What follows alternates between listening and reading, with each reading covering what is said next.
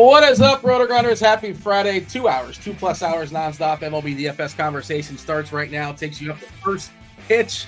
Myself, Dean Shamilson, Dean78904 if you want to get all technical. That is the handle, as well as Head Chopper and the leader of the prop shop. Of course, you guys know Will Priester, the chief. Will, happy Friday. Welcome to the show. What's up, my brother? Pretty good, man. Another good day. Sun's shining, birds are chirping. You know, we're in here to talk some MLB, hopefully help the people. I am doing a little bit. I'm going to be doing some single entry tonight. I thought I was going to multi-entry this slate, but I think I'm going to do some single entry, Dean, and let that be the case. We got the dad life going on. We have husband life going on. Or just you want to chill on a Friday night, basically. You don't want to go too hard at it. Well, a little bit of both. I think we got a parent meeting for football at 7 o'clock. My wife told me about. We usually have date night, but my wife has got some stuff. She's doing her hair, so we just got stuff going on. And then one of my friends, his uncle passed away, so we got a funeral in the morning. So I'm just trying to be mellow, chill, and turn in early so I can get up early and make it to go support him. One of my really good friends, and this one, at least according to his wife, this one bothered him a little bit. One of his closest uncles, if you will, and so I'll be out and about tomorrow to support him and make sure he's okay. But yeah, Dean, that's what I got going on, brother. Understood. Chopper, how about yourself? Friday night, we having fun? What are we doing as far as the plan of attack with this 11 gamer? Dean, I am going to run about 5 lineups in the in some of the whatever mediocre / higher stuff. 5 lineups and see what I can pull off. And then of course I'm doing some DK pick 6, trying to get back in. Man, it's one of those things, Dean. I was doing well in the pick 6, so I upped my stakes a little bit. And of course, right when I upped my stakes, they got me. They pulled the right. I've hit like 1 out of my last 9 props. So I got to get back. I got to get back tonight and figure something out. So got to get that going, man. You got to jump in the prop shop. Maybe they can help you out. I just went ahead and dropped the link. What's up to the prop shop there? If you guys don't know, one of the free Discord channels. Will's on there all the time. A lot of good conversation. Talking pick 6 and underdog and sleeper. And what am I missing, Will? Anything you could possibly bet on. I'm sure you guys are the competition that's going on over there in Paris. You're probably talking about the different things to bet on there as well. But tell the people if they're not aware. Tell them about the prop shop. Some of it, I mean, it's been a little bit more basketball stuff. And shout out to my man Dion. A lot of you may not know Dion Boykin. He's a good friend of mine. He's on you can find him on X or Twitter. He's got his own thing going on. But we've been tailing some of Dion's stuff from Twitter. Like I said, he's a really good guy. He came on when I had the prop show in the mornings. But like I said, I've known him a long time. He's out in Chicago. I said all that to say, listen, man, it's always a collaborative effort, man. Nobody gets it done alone. And so we've done some of that. I know one person in the shop. I know we've done some tennis. One person yesterday, I think it was KZM, posted like some gymnastic stuff, and that was good. Listen, man, it's always something. So thanks everyone for contributing and making the place what it is. And so we got some MLB going today, obviously, and have some MMA tomorrow. Shout out to Chris Jamino. MMA stuff has been fantastic, and there you have it. Speaking of MMA, by the way, it's Friday. Friday we give something away, Freebie Friday. Today it is the Premium MMA Podcast. I'm going to go ahead. Here's the link. I'll go ahead and drop it in chat for the people. If you're unaware, if you're dabbling in the MMA streets, you can listen to this for free at your own leisure. If you want to try to listen to this show at the same time, it probably wouldn't work out, but who am I to stop you? You're an adult. You make your own decisions. I'll go ahead and drop the Ross weather, too. That's definitely something you want to keep an eye on because several dicey situations, specifically in New York. Toronto at the Yankees, orange, yellow currently. Straight yellow, Atlanta. Yellow, green in Cleveland. Yellow in Cincinnati. Yellow, orange, Washington. That's not on our slate, though. We did get a pitching change. If you guys missed it, kind of shuffles up the slate to some degree. Blake Snell is throwing baseballs tonight for the Giants. And it's kind of divided into the haves and have-nots as far as pitchers. It's 22 pitchers, 11 games. I think it's a pretty clear top four. We'll have that conversation. I don't know if it's very, very clear as far as the best offense. We'll have that conversation too. I think there's 4 teams that have a 5 total or above, but none really are must-have, in my opinion. We shall see. I'm curious what your guys' thoughts on that are.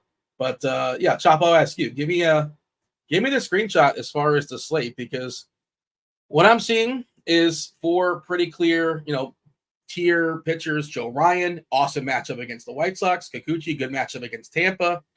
Schwellenbach, great matchup against Miami. And then Snell, not the best matchup, but the highest K rate, biggest potential variance. Nobody's got a bigger K rate in the slate than Blake Snell, but of course the ballpark is tricky. And Snell sometimes is just pitching against himself, and the old Snell rule, kind of like the Robbie Ray rule. If he's going to be popular, maybe try to get under. But currently, we have him at just 22% on DK, 4th as far as ownership. Ryan, Kikuchi, Schwellenbach are all ahead of that. Snell a little bit more popular on FanDuel just because the price is more palatable. I think he's like 8-2 over there. Pretty interesting. Chop, what do you got? Give me the old screenshot. Dean, there's a lot of games. I think you can play just about anything you want to play. Yeah, I just I looked at it earlier and I was like, okay, 22 pitchers, and I know there's some young guys on here, but there's no one of the. Usually with 22 pitchers, you're going to see somebody with some outstanding K rates. We really don't have that on this slate. Nobody jumps out. I mean, I know Snell got added late, and that helps, but otherwise, guys are, the best guys were drifting around 25, 26% K rate. So there wasn't really a standout. I know there's some good matchups for some of these guys. And there's a lot going on here on the slate. I think that there's all kinds of different ways you could play it. I'm literally totally up in the air on how I'm going to play it. And I think, yes, you could spend up at pitcher, save and find a way to piece it together with your offense. That's always, easy to do, but there's a case to be made for just trying to grind out points at pitcher, because the guys are there in the 6 to 7K range. Grind out points at pitcher and then load up on your bats, and hoping those, because I'm looking at highest team total on the slate also comes with some very massive salaries for those guys. There's a case to be made for either one of those directions and anything in between. It really is a toss-up. So I'm very interested in this slate. Yeah, like you said, biggest K rate is Snell at 30%. Before that, it was Joe Ryan at 27%. But not only they're kind of the best pitchers, they also have the best matchups too. Not Snell, but Ryan, Kikuchi, Schwellenbach, whatever's left of the Marlins, whatever's left of the White Sox. We're calling Kikuchi one of the best pitchers now? Come on now. On this slate, I think so. Yeah. And wow. Have you seen Tampa's lineup? You don't think so? Did the Astros get fleeced then, or did they do the fleecing? Who did they give up? I don't remember. Was it the prospects, I assume? Oh, yeah. I don't know. Yeah, it was Loberfito? Is that the give up? Is that the main piece? That was one of the. Yeah, that was probably Bloss was probably the main guy, but Loberfito was in there. Instant revenge game, Chop, right? For who? Revenge game for. Oh wait, hold on. Is No wait. What team is Loberfito on now? Did he not go? He went to Toronto. Oh, okay, never mind. Okay, I'm mixing up their trades.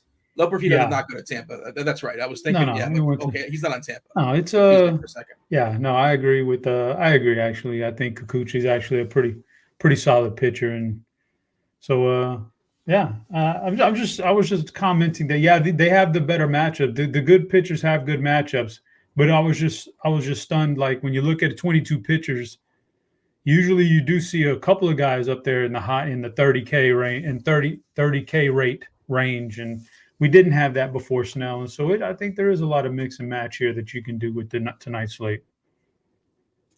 So being told here from Don Yeezy, was it Mike Hampton's son? Is he playing baseball? Remember Mike Hampton for the Mets? Kind of fleeced the Mets. For the Astros.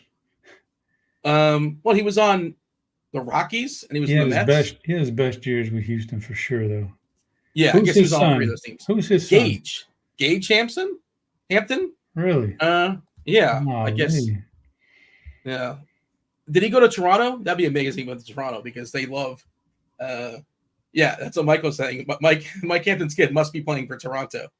I don't know which trade he was involved in, but not on our radar today. It's Daily Fantasy Sports Cop, which we care about today and today only. We don't really care about to gauge just yet. Soon enough, I suppose. Yeah, were you just joking about Kikuchi? Did you like that trade for Houston? Obviously, you've been ravaged as far as injuries, and Houston's still in the thick of it. So, like, when I first heard it, I was like, "Oh my God, that's way too much! What a stupid trade! Who is Dana Brown? He sucks." But the more I got to digging in, I'm like, it's not bad, especially if you can re-sign him, after this year. But the numbers, and we'll talk about this, the underlying number, the ERA and the big runs and that he's given up, all that stuff, the underlying numbers still look really good on him. Unlike Trevor Rogers that we saw yesterday for Baltimore, unlike him, Kikuchi can actually get swings and misses, which is big in the playoffs. So I don't hate that. And who did you give up? Bloss is interesting because he's fast-tracked to baseball. So he hasn't been good, but at least he fast-tracked. So he's interesting. But typically, like Will Wagner, some people were up in arms. Will Wagner, you gave up. Guys who are 26 years old and still in the minor leagues are not really prospects. So I'm not worried about him. Loperfido was 25 years old, finally got up to the big leagues and was striking out about 40% of the time. So that might not be the biggest loss either. Great defensively, but that's another story. So, in looking back on and digging into it, I don't think it's a terrible trade for the Astros. But, if the guy can help you win a World Series this year, obviously it's a no-brainer. It was a good trade in hindsight if he helps you win something big. So we'll be all right. Well, I've not talked to you about the trade deadline stuff. Of course, your Braves, another team ravaged with injuries.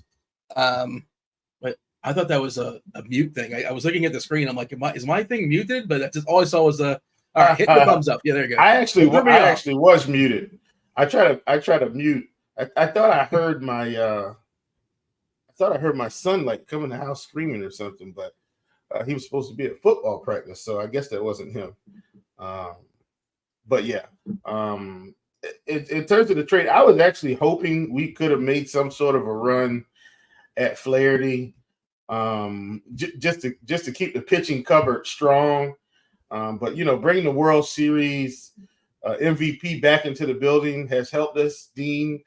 Not that he's hitting, but suddenly we've been able to score a few more runs. And I know that's just fool's gold. I'm kind of just kidding about that, but I'm okay with the trades considering. I mean, we're down, some really good pieces to our offense, and we're still in the thick of it as well. Now we're going to need to keep winning games. We can't falter. I know the Mets were right on our heels. Obviously, everyone was chasing Philly, but I think if we can squeeze out a wild card, maybe we get hot at the right time.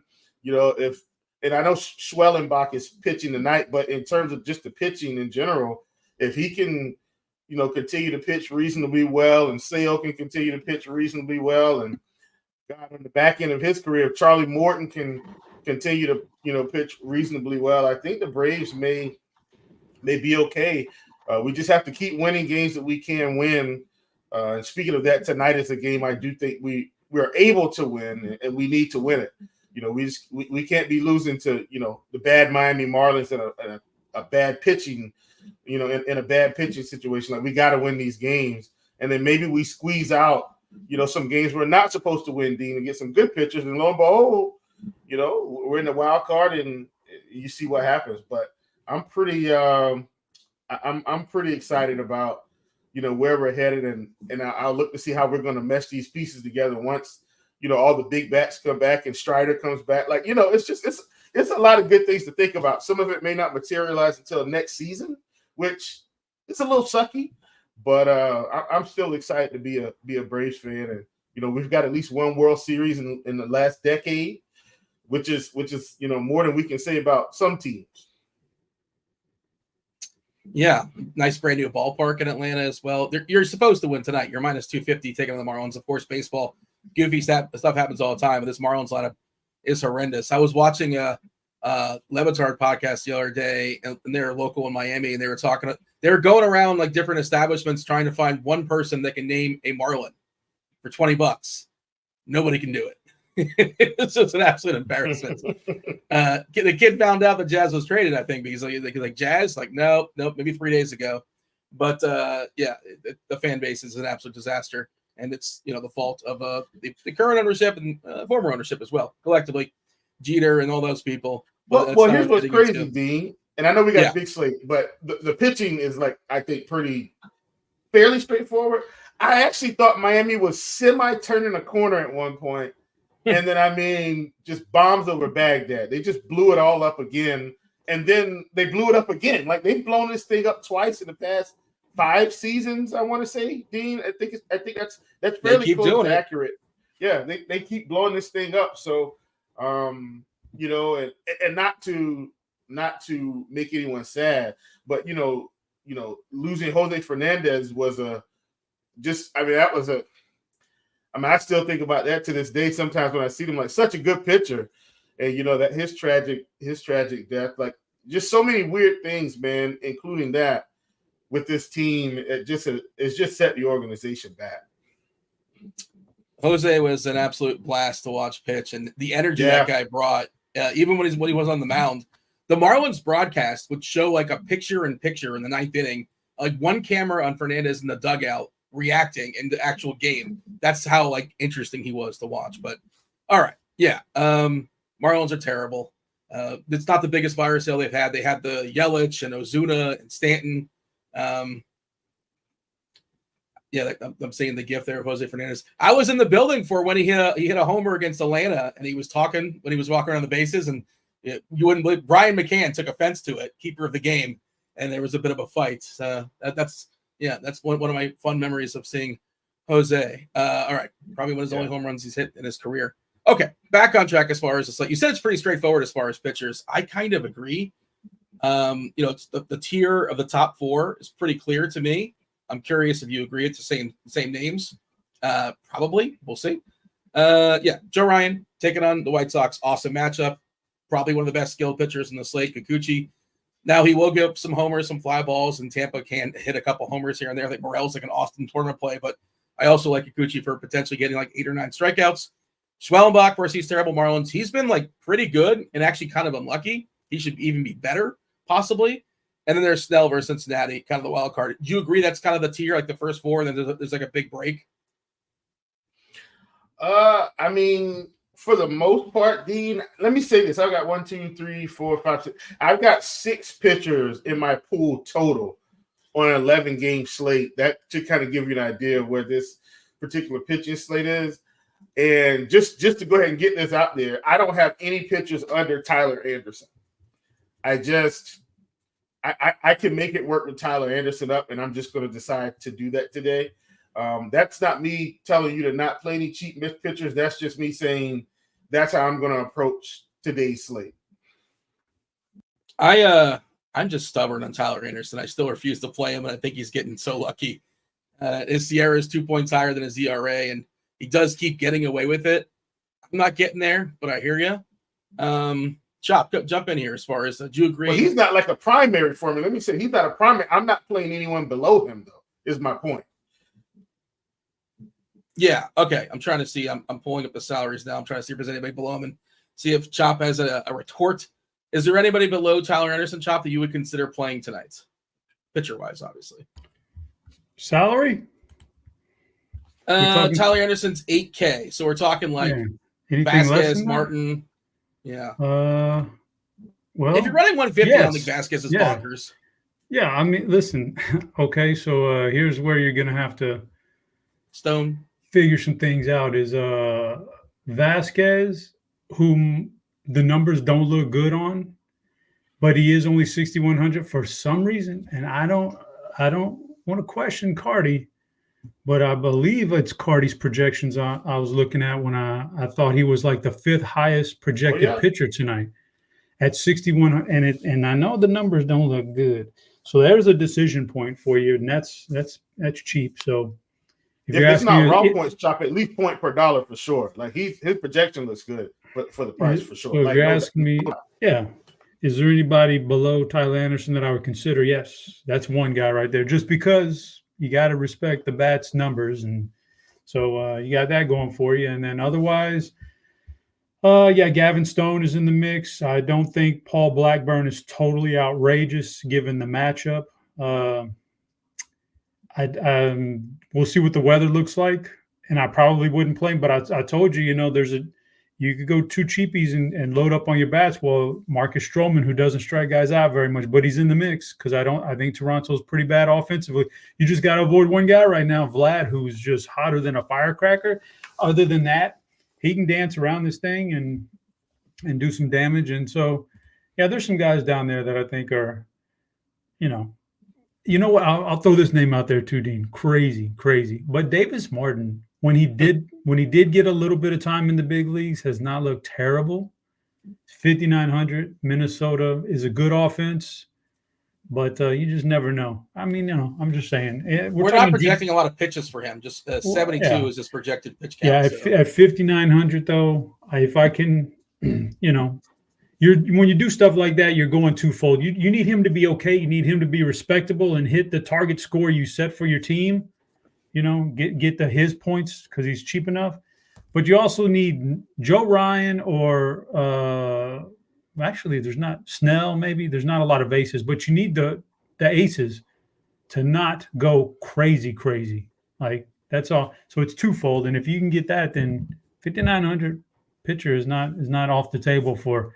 That loads me up on Ozuna and Riley and this expensive Atlanta stack, if that's the best one you got.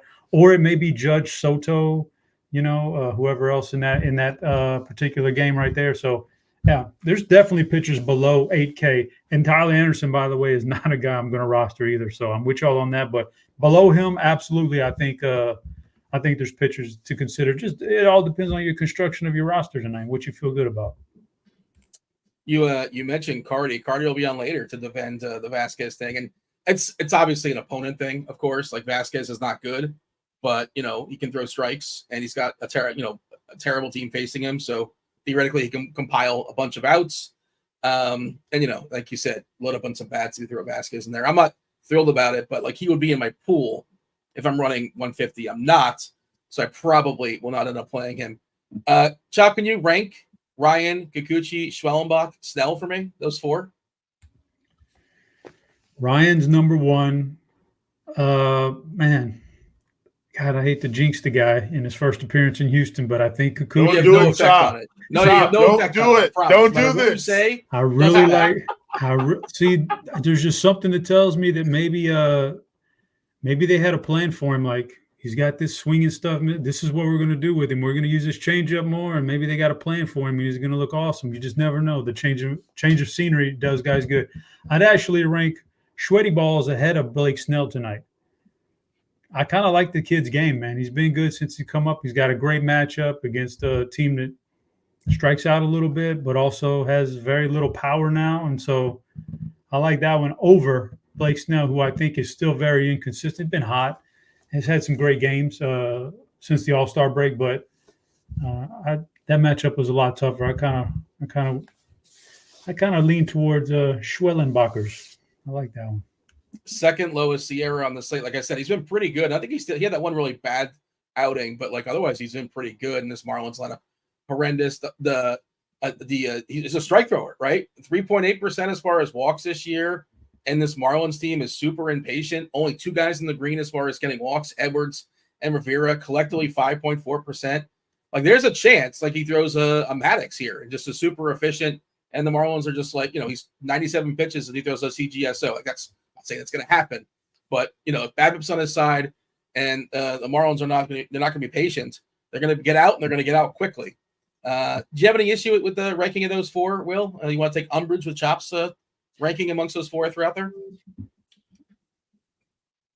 So I'm probably Ryan, clear-cut number one for me, Schwellenbach, Kikuchi, Phillips, then Snell.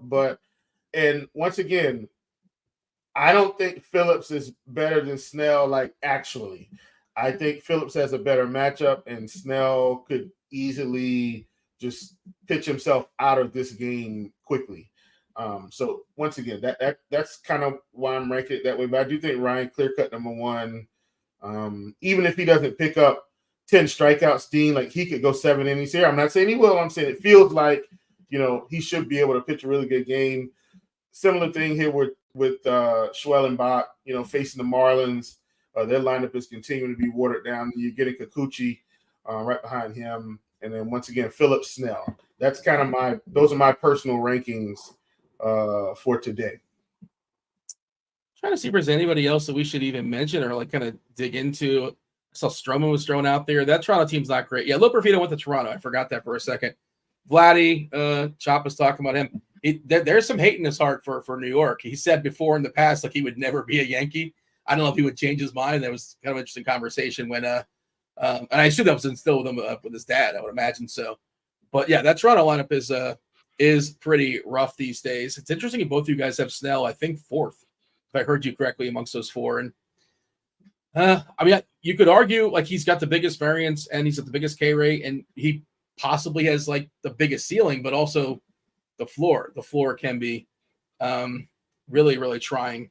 I wanted to see that Cincinnati lineup as far as how patient they may be. That's pretty important for me. For a Snell the strikeouts matchup. are going to be lower in terms of that lineup, Dean. They're not. Yeah. Like how they are against righties. Like you look at this lineup, it's not. It's nothing near that. Especially adding Ty France. I know he's at 22%, but adding a couple of these guys in there, it's just one guy 28, which is Ellie. Against lefties, and then you got Candelario at 24. But I mean, generally speaking, they're fairly good team against left-handed pitching. Nice power numbers, also like pretty spread out power numbers, also. Just facing one lefty, Snell, of course, his Ks would get a big bump there, 36%, 28.7% versus righties. He rarely sees lefties anyway. But yeah, to your point, collectively, 19.5% this Cincinnati team. When it comes to striking out, that's not particularly high. The WOBA across the board, with the exception of Candelario and Friedel.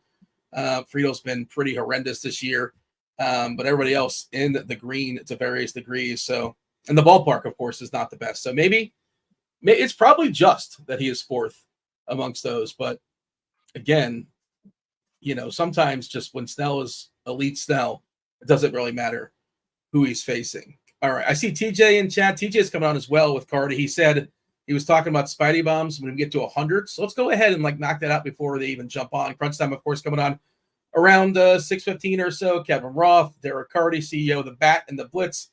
You guys know TJ. TJ Zwarych, one of the greatest DFS players in all Saskatoon, Saskatchewan, Canada. Let's move on from pitching. I think that's it, right? Anything else we should mention? I'm trying to see if there's any names being thrown out there in chat. We kind of talked about how it's pretty straightforward. Chopper, Will, anybody else that we should acknowledge their existence? Yeah, of? I mean, I'm pretty sure we didn't talk about one other guy that I have highlighted that I'm going to play on one of my 5 teams, and that's Tyler Phillips for Philadelphia. Okay, give me your Phillips. I mentioned Phillips. I guess I didn't talk about him specifically. He's been solid. He's my third ranked guy today. For me personally, I got him ranked third. He's been really good, and I know I think the Arozarena upgrade in the lineup really pays dividends against left-handers more so than right-handers. And we're still missing Julio Rodriguez. I still think it's a pretty weak lineup for Seattle, and this guy's been pretty good. So I'll have some shares of Tyler Phillips. You have him ahead of Stone? Yes. Yeah. Stone is solid, but he's very much I think he's more high floor, low ceiling. Tyler Phillips has a little bit of I think a little bit higher ceiling and not that far off on the floor. So yeah, I got him ranked higher. Anybody else here, Will, that we should acknowledge? Shane, I like Baz. I don't really like this matchup necessarily. Cutter Crawford I think is fine, but not worth highlighting. I got nothing else. I don't think I'm playing anybody else amongst the names. Keeping it pretty tight as far as the pitching pool. Going to get a little bit more difference. Well, it's 11 gamer. I'm not even that concerned as far as ownership when it comes to the bats. We'll talk about that in a second. And it's pretty flat, right? There's 4 offenses, maybe 5 offenses you can argue are the best, but I don't think there's one clear cut. This is the team that's going to get a ton of ownership. We got anything else here, Will, or shall we move on? No, let me just say, man, I did some I did some baseball drafts for this slate today on Underdog, just to kind of get some extra stuff spread out, especially after I did my first or second draft. I realized, people weren't really gravitating to, one of the teams that I liked. So I said, oh, this is fantastic. So I got a couple little different lineups in there tonight. I can't remember the name of the contest, but I think it's like 4K to first or something like that. So it should be fun. Yeah, it should be fun down the stretch. Get one pitcher and about five hitters and see what happens. And if you nail the stack, then you got a shot at the end. So hopefully this goes well tonight. But I did want to plug that in. I'm throwing a couple of lineups on Underdog. Got the A's a few minutes ago. Butler, Andahar, Blade, Rooker, Langoliers, Toro, Brown, Geloff, and Schumann. So I believe that's as expected. Angels also just dropped Chanel, Rengifo, Ahapi, Calhoun, Ward, Moniak, Neto. Oh, Adele gets the hit in front of Guillerme, who's horrendous. All right, so more lineups coming on through as we continue. Gonna play the stack game in a second. Will, let's do this. Will, before we reveal the board, I wanted to give the people the promos, but let's get the beat wet. Let's let the chat answer the question.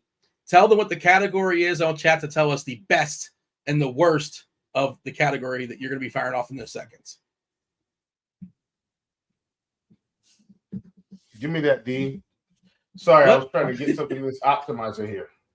Oh, no worries. Sorry, I was caught up in lineup HQ. I was trying to refresh something and it wasn't working, and so it distracted me. Sorry. Please forgive me, Dean. What were you saying? I was just having you set the chat up. I want the chat to tell me the best and the worst of the thing you ranked today. What did you rank today? And don't go through it just yet. Is that what? Yeah. Yeah. So today I ranked cookies. However, Dean, I do have to make this clarifier, because if I don't, then maybe they get it right, maybe they don't get it right. What I decided to rank today was commercial cookies. So not specialty like Snickerdoodle, peanut butter, not like that. I ranked commercial cookies that you can walk in your everyday grocery store and get off the shelf. That is what I ranked, Dean. See, that was my curveball. You can't get Snickerdoodles off the shelf? Dean, I'm talking about, okay, Dean, don't make this I'm hard, confused. Dean. I'm sorry. I literally just said, that's why I'm trying to make the distinction, Dean. Cookie brand, thanks, Steve. Brand like Oreo? Cookie brands, not types of cookies. Okay. That's your curveball. Gotcha. Remember, we were talking and you were like, oh, clearly. And I'm like, no, Dean, this is going to be a curveball one. Here we go.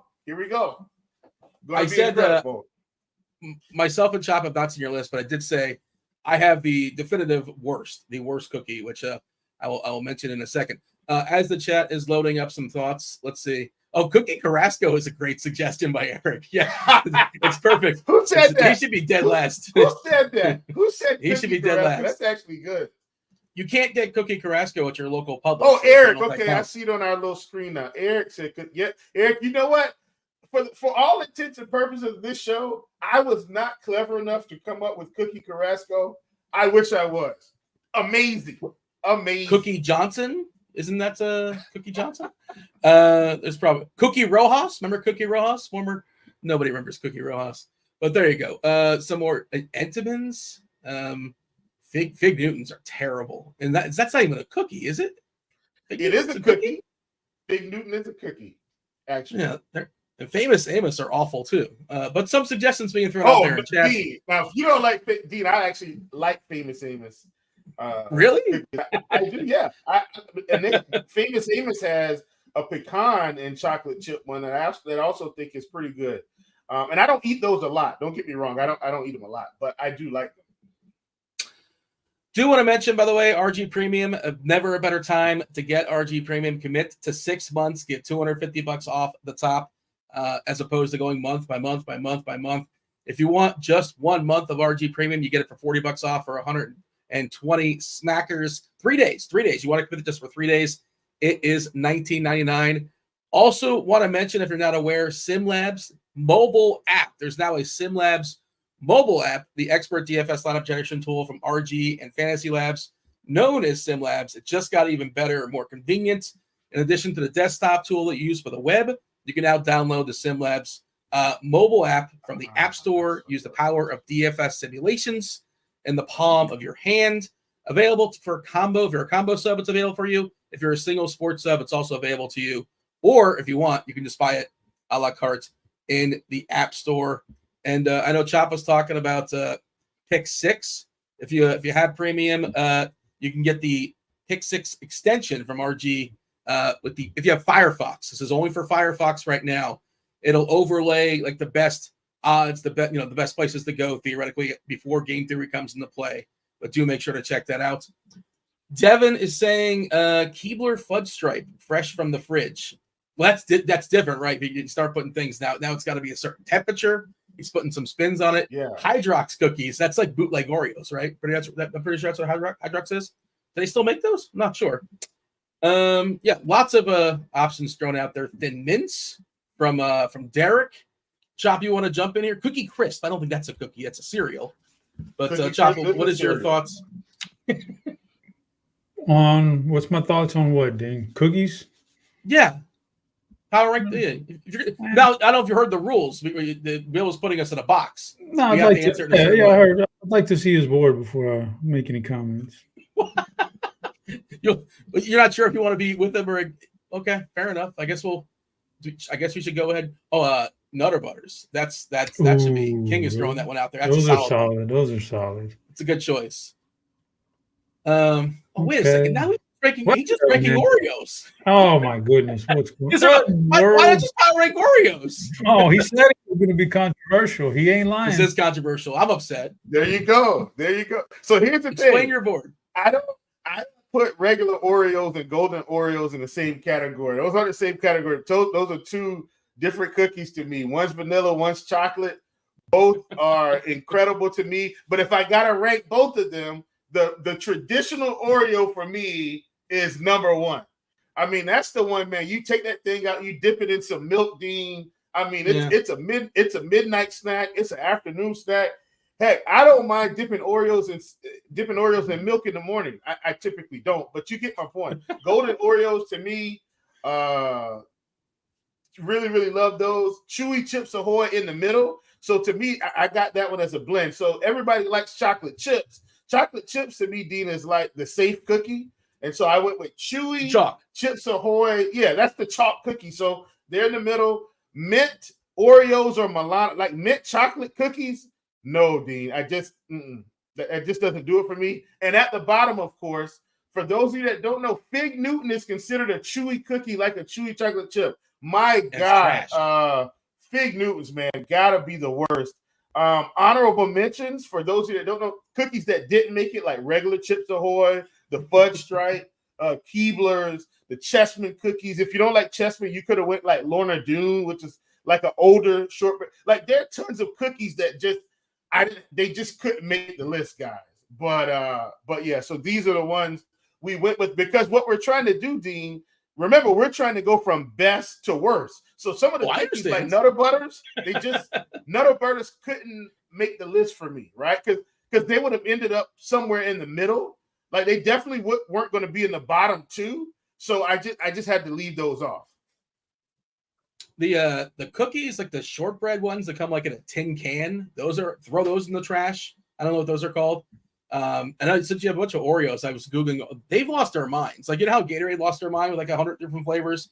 The makers of Oreos are out of their minds. Peeps, they have a Peeps Oreo. Are you serious? Jelly donuts, gingerbread, PB&J. Yeah, Oreos got so many. But like the Oreo regular and the golden Oreo, to me, I feel like those are the standards. Let's keep it, man. Let's keep it. Regular Oreos, golden Oreos, top two for me. I had cookies out of the store, and that's the qualifier here. Cookies out of the store. What I had last, by the way, in my board that I didn't make, fortune cookies.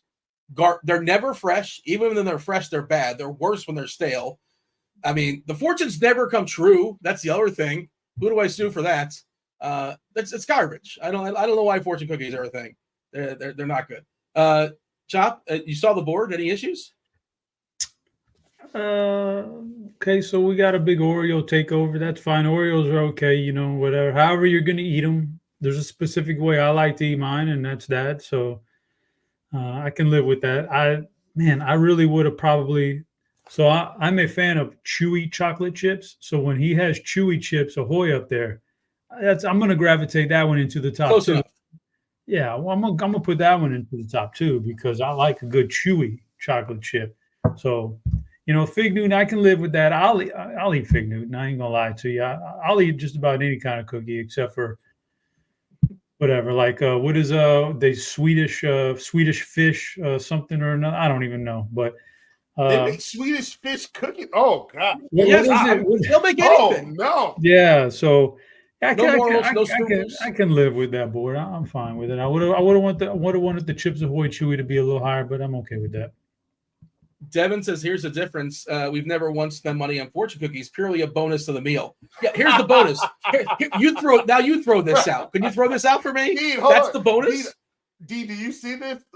I see this coming across the our screen where we get to see each other. And I guess Steve brought that comment up. Somebody said those that like mint cookies, do you also eat toothpaste? Unbelievable. There's a correlation. I actually kind of like the mint cookies, but I can see where you're coming from. What an incredible statement, though, sir. You win.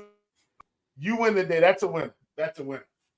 Don Yeezy's talking about crumble cookies. I've heard those are spectacular, but I've not had them. But crumble, you can't get. See, crumble is a specialty cookie. D. You can't get those out of the store. They're literally a cookie, and I've got one here, and you don't want to see. And I know the owner of the one here because my son and his son play basketball together. So clearly, crumble gets my money, and I think me and my wife looked at it. This was maybe a couple weeks ago, maybe more than a month ago. I think we spend. We probably spend over $100 a month at crumble when the flavors are good. Now I'm literally about to boycott the crumble next to me or the one near us for service issue reasons. And I asked my wife, I said, so, hey, are you going to hop on board? She said, no, I'm not going to be hopping on board the boycott. So they're still going to get our money. That's how good crumble is. They, like this week they had. They treat you so poorly, but it's still worth it because the cookies. I'm not going to. My wife is going to continue to patronize the place. I'm just not. I won't be patronizing. But like this week, they had like a cheesecake Oreo cookie. They had a fruit pizza cookie. They had a strawberry cake cookie. Like that's what I'm saying. That's a specialty place, which is aside from the manufactured cookies you're going to get out of the store. All right, let's rank some stacks, fellas. Yeah, we got 22 teams to talk about. A half hour. We got plenty of time until crunch time comes in. And crunch time when they come in, they go around the horn. They're very, very efficient. This is just sort of like we talk sports, of course, but we have a little bit of fun to keep the conversation going. Dean, I'm going to I'll also throw in there that never forget, this is a free show. This is a free show. Yeah. Relax. It's like the fortune cookie. You could throw this out too if you want. Yeah, exactly. You don't have to. This is free now. This isn't part of your subscription. Relax. Everybody relax. Take a deep breath. You're going to survive until crunch time. Chop, you're going to bat first. Toronto and the Yankees, 9 total. Kevin Gausman. It's weird that Kevin Gausman's on this slate, which is whatever. Like, he's just kind of not that guy anymore, right? Maybe age just caught up with him against Marcus Stroman. Marcus Stroman taking on his former team. Vladdy and Loper Fido, and then a bunch of not very good baseball players. Of course, New York is fully loaded these days. The return of Giancarlo Stanton, the addition of Jazz Chisholm. 1 through 9, they look really legit. Verdugo probably shouldn't be leading off, but whatever. Soto, Judge, Austin Wells still batting cleanup, which is kind of weird to me. Then Stanton, Jazz, Torres, Ben Rice, and the speedster Volpe at the bottom. Chop, where do you have the Yankees and Toronto? I want to get an update as far as whether if we have one, I'll let you know. Otherwise, Ross going to come on in a half hour and give you some clarity. Go for it, Chop. Yankees, Blue Jays. So I'll start off with Toronto being in the 4th category. Oh, look at there. He's already got Toronto there in the mint category. The only reason I don't put him all the way at the bottom is because Stroman doesn't strike guys out and, can have a propensity to get into a little bit of trouble when he doesn't have his control. And Vlad is red hot, so he would be included in any stack I did. I got him in 4. New York is going to be exactly where we've already got him there. Golden Orioles, second one. Years past, like you just said, I wouldn't have been looking to pick on Gausman. No chance. But this year hasn't been nearly as good. And Soto is, well, dare I say, he's got some good BVP against Gaussman. He is a table setter for this team, and tonight he should set the table. He has 11 walks in like 13 official at bats. I believe that was the number. I don't quote me on that, but something like so. He should really set the table for this stack. Are you foreshadowing, Chop, the BBP suggestion of the day? I will foreshadow that he was definitely in the final 2. I've cut it down to 2, and he might be number 1. Wait till later, but he is definitely in the final 2. What do you want? Like, say he faces Gaussman 3 times. Do you want 3 walks out of Soto? That's the problem. Like not just the walk numbers. Like he's got good numbers, period, against him.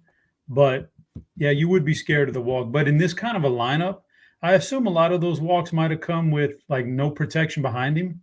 So now you've got to pitch to him, or else you're going to be pitching to Judge with people on base. So maybe he gets something else to hit. So he's in the mix. 24 plate appearances, 13 official at bats, because like you said, 11 walks, just 2 strikeouts, really controlling the at bat, 7 hits and 13 official at bats, 5 singles, a double, and a homer. So yeah, certainly. I mean, that's Soto is just obviously one of the best hitters in all of baseball. Will, where are we putting the Yankees in Toronto? Any issue with where Chop put them, or shall we move on? I'm going to agree with Chop on this one, man. I like both of these rankings. No need to overstate the odds, in my opinion. Okay, Will, next game is yours. Snell, Abbott, 8.5 total. Giants are favorite here, -138 against the Reds. Snell kind of, well, I guess a late addition to us. I assume they knew he was pitching all day today. Great ballpark, great hitting environment there in Cincy. Snell, we talked about his high variance, and Abbott is another guy that's kind of high variance as well. You tell me, where are we putting the Giants and the Reds? Believe it or not, Giants for me are going in Golden Oriole today. I don't trust Abbott, man. Low strikeouts, really starting to get knocked around here. Bad ballpark for pitching. And I know, we may see some things here with the Giants, but this is a cheap offense, Dean. So that's another reason that I think it's a really good spot. And because it's such a big slate, I don't think a lot of people are just going to be gravitating towards Giant stacks. So I do like the Giants. And then Steve has, looks like he's got the Reds and Chewy Chips Ahoy. I'm definitely going to stay there. Once again, I think, Snell could be great in this spot. But once again, this lineup is not striking out a ton to left-handed pitching. Also in the Great American Small Park, I think they could put up some runs if Snell happens to have a rough outing here, Dean. So I like Cincinnati. Don't love Cincinnati, which is why they're going right in the middle for me today. I would say about the Giants, by the way, like 2 of their players are not in the player pool. So it just makes them a little bit trickier to stack. And if you're stacking them, your stacks are going to be more like the other San Fran stacks that are out there. I'm not seeing a Marcana or Encarnacion in the DK player pool. And I assume FanDuel the same deal, but I did not check on FanDuel for what it's worth. Chop, do we have any issues here? Hanging out with the Golden Orioles, that is the Giants and Cincinnati right there in the middle with Chewy Chips Ahoy. The Giants for me, just because of what you just mentioned, some of the uncertainty with the lineup. I had them ranked 1 spot lower, but I'm not gonna complain about that. Cincinnati is the one I probably got a little bit more of a. I was just about to mention Ellie De La Cruz on something. I have Cincinnati down in the Fig Newton, man. Now you can do what you want with it, but like they're going to turn him around at least for assuming Snell has some decent control and he can get through 3 times in the order. You're gonna turn De La Cruz down to right-handed, in which he's much inferior at, and I don't know. I just it is what it is. I got him way down, but you can break that tie. I'm not going to put them all the way down. I will put them in Milano cookies, I guess. But again, it's a high variance. De La Cruz is another guy that can steal bases if he gets on, and I'm pretty sure Snell didn't check this. Snell's one of those lefties that is not good at holding on runners, correct? I'm pretty sure he's the exception to the rule where he's not great holding on runners. Not that it matters to De La Cruz. He'll steal on anybody, right? He's got 56, 57 or so at this point, running away with the lead in the majors. Probably. You know what? You guys convinced me. I would move him up one to mint if I was gonna. Just because we don't know what's going on. Snell is a little bit inconsistent, even though he's been hot. But you know what? You said they probably knew all day he was pitching. Maybe they didn't. Maybe there's something. Maybe maybe I forget who was going to start. He wasn't very good, but maybe he's got something. Maybe he had the. It was supposed to be Harrison. Yeah, he's pitching tomorrow. Maybe he had the fish tonight and he wasn't feeling great. And they said, you know what? And maybe they are rushing Snell. And I know these prima donna pitchers, like I've seen it happen, man, where they're not really ready. And so they're not very good. Yeah. And I do like the San Fran side of like Chapman, Ramos, Fitzgerald, Bailey, but I just feel like every San Fran stack is going to be Fitzgerald, Ramos, Chapman, Bailey. You know what I mean? Like that's what it's going to be. And I'm not saying that's bad per se, but that's kind of what it's going to be. Maybe you'll get like a Schmidt or something like that. Conforto is starting versus the lefty, which is kind of interesting, which I suppose that means solidifies a decent chance to not get pinch hit for. All right. We let's see. Does TJ owe us a Spidey bomb? According to J3, if we hit 100 likes, we got to get to 100 likes. TJ will be dropping some Spidey bombs. Also, we got to get some homers out of you at some point, and Chop goes into the suggestion of the day. Let's move on. It's Baltimore. It's Cleveland. 9 total. The aforementioned cookie, Carlos Carrasco, taking on Dean Kramer. 2K cheapie, 2K special for Baltimore, one of the biggest prospects in baseball. They have a lot of them. Jackson Holiday batting 9th. They called up Kobe Mayo. He is 2K on DK. I wish he was like second base because I think third is kind of loaded tonight. But, love myself a 2K player that can hit baseballs.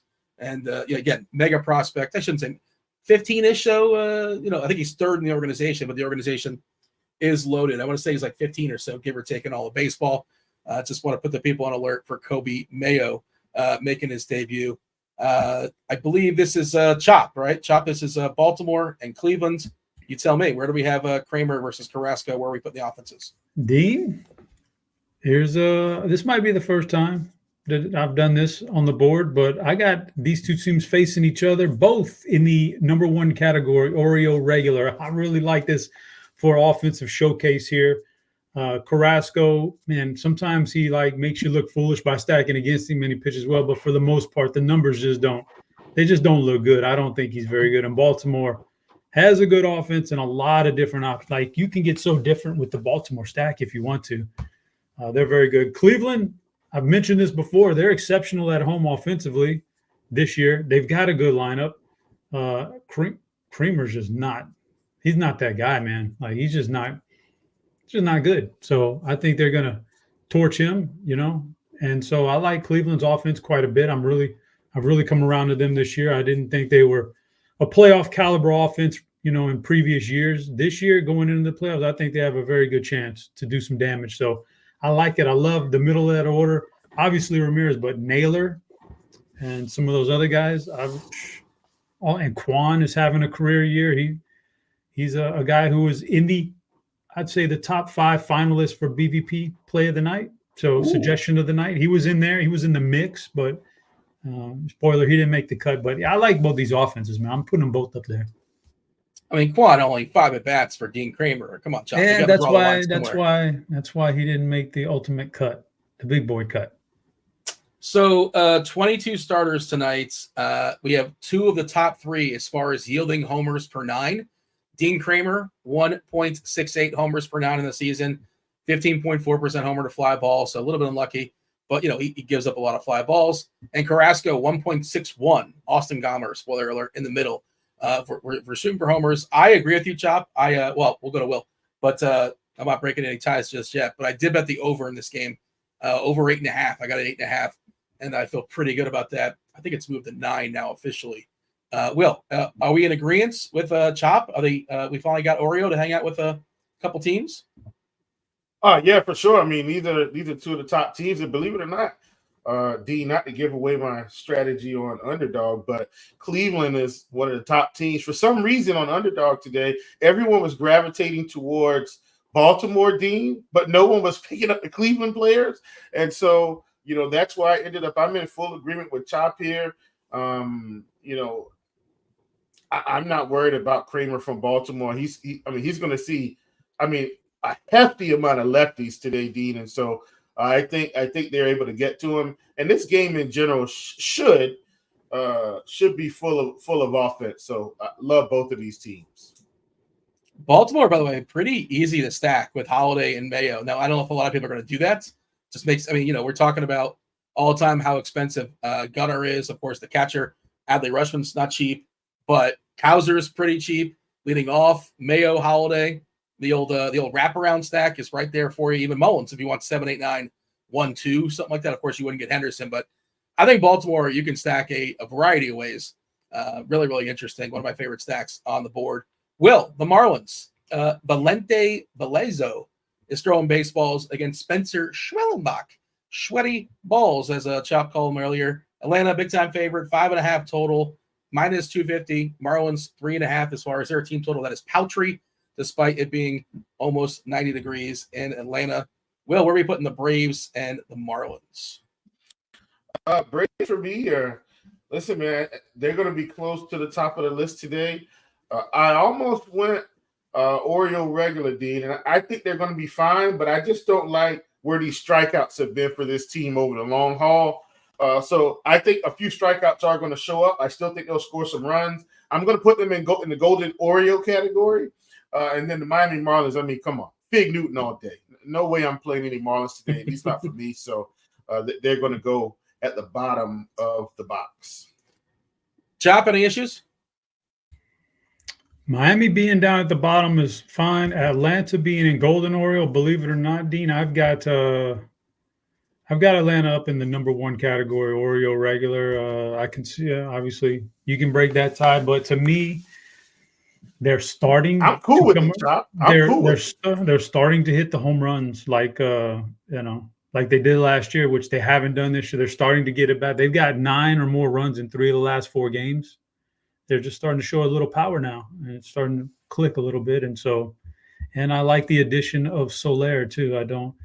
They won a World Series because of that guy, and I like additions like that, man. It's just a really solid move that doesn't cost you that First home much. game for him? Is this his first home game since the trade? Home game? I'm not sure. That's a good question, but I think it's his first game in Atlanta as a Brave since the trade went down. Is it? I feel like it might be. If that does anything for you. Yeah, should be because no. We played Miami yesterday. We're at home. Okay. When his first game was against Milwaukee, I think. That's right. I think it was Milwaukee. And then we started the Miami series yesterday. I was thinking because it's Friday. Typically, most series start on Friday, but sometimes you have 4 gamers that start on a Thursday. And yes, end of the day, I sometimes I'll forget what happened.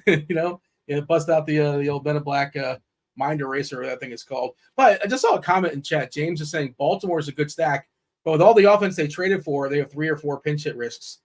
I was thinking that too, but like the injury to Westberg really kind of solidifies it to some degree. I'm seeing 4 players on the bench for Baltimore. James McCann, he's not really pinch hitting for anybody. Urias, not really. Eloy and Slater might be the guys. So there's like 2 guys. If a lefty comes in, maybe they pinch hit for Jackson Holiday. Maybe they pinch hit for Ryan O'Hearn, that kind of thing. But no, I'm not really. They don't usually pinch hit for O'Hearn. No, it's happened before. But it's not something it's not an auto thing. Yeah, it's happened. Is Lane Thomas? I didn't see this. Is Lane Thomas playing today? He's not on Baltimore, right? Isn't Lane Thomas? What's Lane Thomas Cleveland? Lane got traded to Cleveland. Oh yeah, he's on the other side of the game. Yeah. But is he starting for Cleveland? Because that would be. He is okay. Because I would be leery of Cleveland moving forward with Lane Thomas. They got that guy specifically to platoon against lefties. Like if that's one that some guys would lose some damage. I haven't seen Baltimore do a lot of pinch hitting this year, man. Like that. I think they're pretty solidified. I think it would happen more if Westberg was healthy. I think that's but with him getting basically knocked out for the season. The Cleveland's bench is like Freeman, Noel, Hedges, Rocchio. Rocchio's starting actually. I'm missing is it Naylor? Bo Naylor on the bench. Okay. Boston, Texas. Let's move Atlanta up to the top. I think we officially did that. Yeah, you guys both kind of agreed. We're moving Atlanta to the top. Boston and Texas. Apologies for the rain in the background. Hopefully you guys can't hear it. Jose Urena, Cutter Crawford, strangely that Boston's kind of is a dog here. I just think that's odd. Jose Urena has not been completely horrendous, though, to be fair. But like theoretically, he's supposed to be right at this point, but he hasn't been a disaster. Chop, what do you have as far as the Red Sox and Texas? Yeah, so Texas, like this is a weird matchup against Crawford. I have a lot of respect for that guy. I think he's a pretty good pitcher, although sometimes, it's doesn't really show itself. So I kind of don't know what to do with them. I'm going to put them down in the fourth category, but would be very open to seeing them, moved around quite a bit. I don't know about it's a weird one. Boston. Now here's an interesting one. Like they're hot. They're playing well. They're in the mix for the playoffs. They've got all this lots of good stuff working. I don't believe in you. I think Urena found a nice place in the bullpen, and he was working well there. Now you're going to ask him to go back into the starting rotation for a while. I don't think he's a very good starter. I think he's better out of the bullpen where they had him earlier in the year. I think that Boston could take advantage of this. I got him in tier 2 Golden Oriole. All right. By the way, good point from Tim and Chad who watches the Cleveland games. I did confirm there is only one lefty in that Cleveland bullpen. Heron worked yesterday. But, just again, further reason for me to think that Baltimore's lineup is pretty solidified. Heron threw 19 pitches yesterday, 14 on Tuesday, rested on Wednesday. Chop, you got Boston and Golden Oriole, and Texas is in the middle. Did you say Texas in the middle? Is that correct? I had him in the 4 spot because I don't like to pick on Crawford, but I whatever you guys want to do, I'm very leery on that one. It's interesting because typically the chat will be upset when nobody takes a stand. Nobody's taking a stand, putting every single team in the middle. We have no teams in the middle. That's very odd. That's going to change soon, I'm sure, if not right now. Boston and Golden Oriole, Texas, you have them in the middle. You have them with the Milano pickies. Where do you want to put Texas? Love where Boston is. I'm close to putting Texas and Golden Oriole also, but I'm going to stay in the middle here. So here's the thing with Crawford.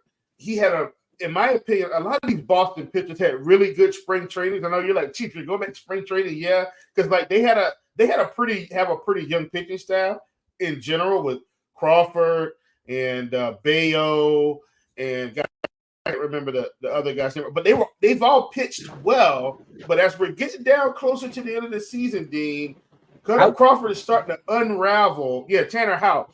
Cutter Crawford is starting to unravel a little bit.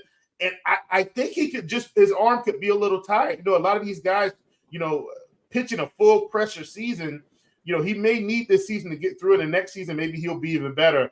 I think Texas gets to Crawford. When I look at, let me just pull this up because I did look at it. So you look at where he's at on the season, 23% Ks, 24% to lefties, 22% to righties. Hasn't really walked a bunch of people, Dean. But like in the last 30 days, K rate has come way down, 16% overall. ISO way up, 326 to lefties. In total, 375 to lefties, 273 to righties. So starting to get hit hard from both sides of the plate, and the K rate has come down.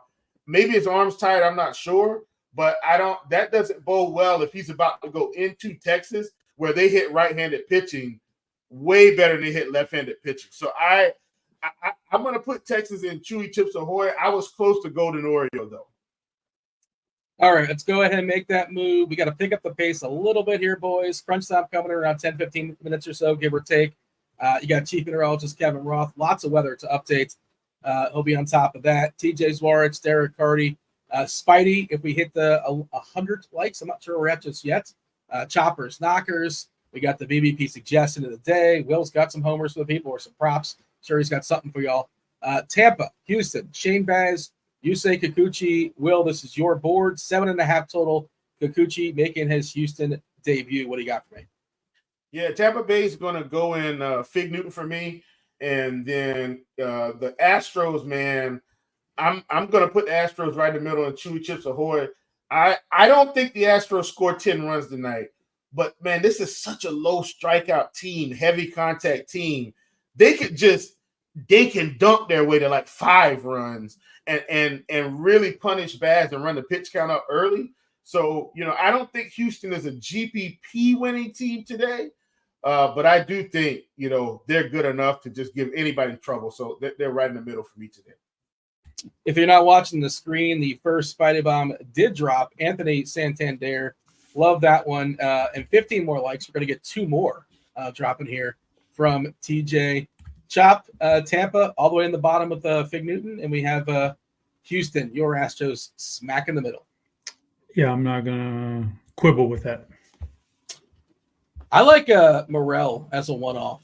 I'm not stacking Tampa, but this feels like a spot where Morel like strikes out twice and homers once against Kikuchi. But not a full stack from Tampa. But I think he projects well against Kikuchi and his fly ball issues versus writers. He's going to go right in the Crawford boxes, Christopher Morel. Lip in chat. Eric Johnson in chat says Jeremy Pena home run ?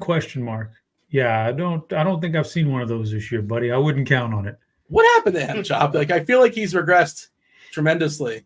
But he's just a low strikeout guy that makes contact. My bad, you asked Chop. Sorry, Chop, I'm cutting you off, bro.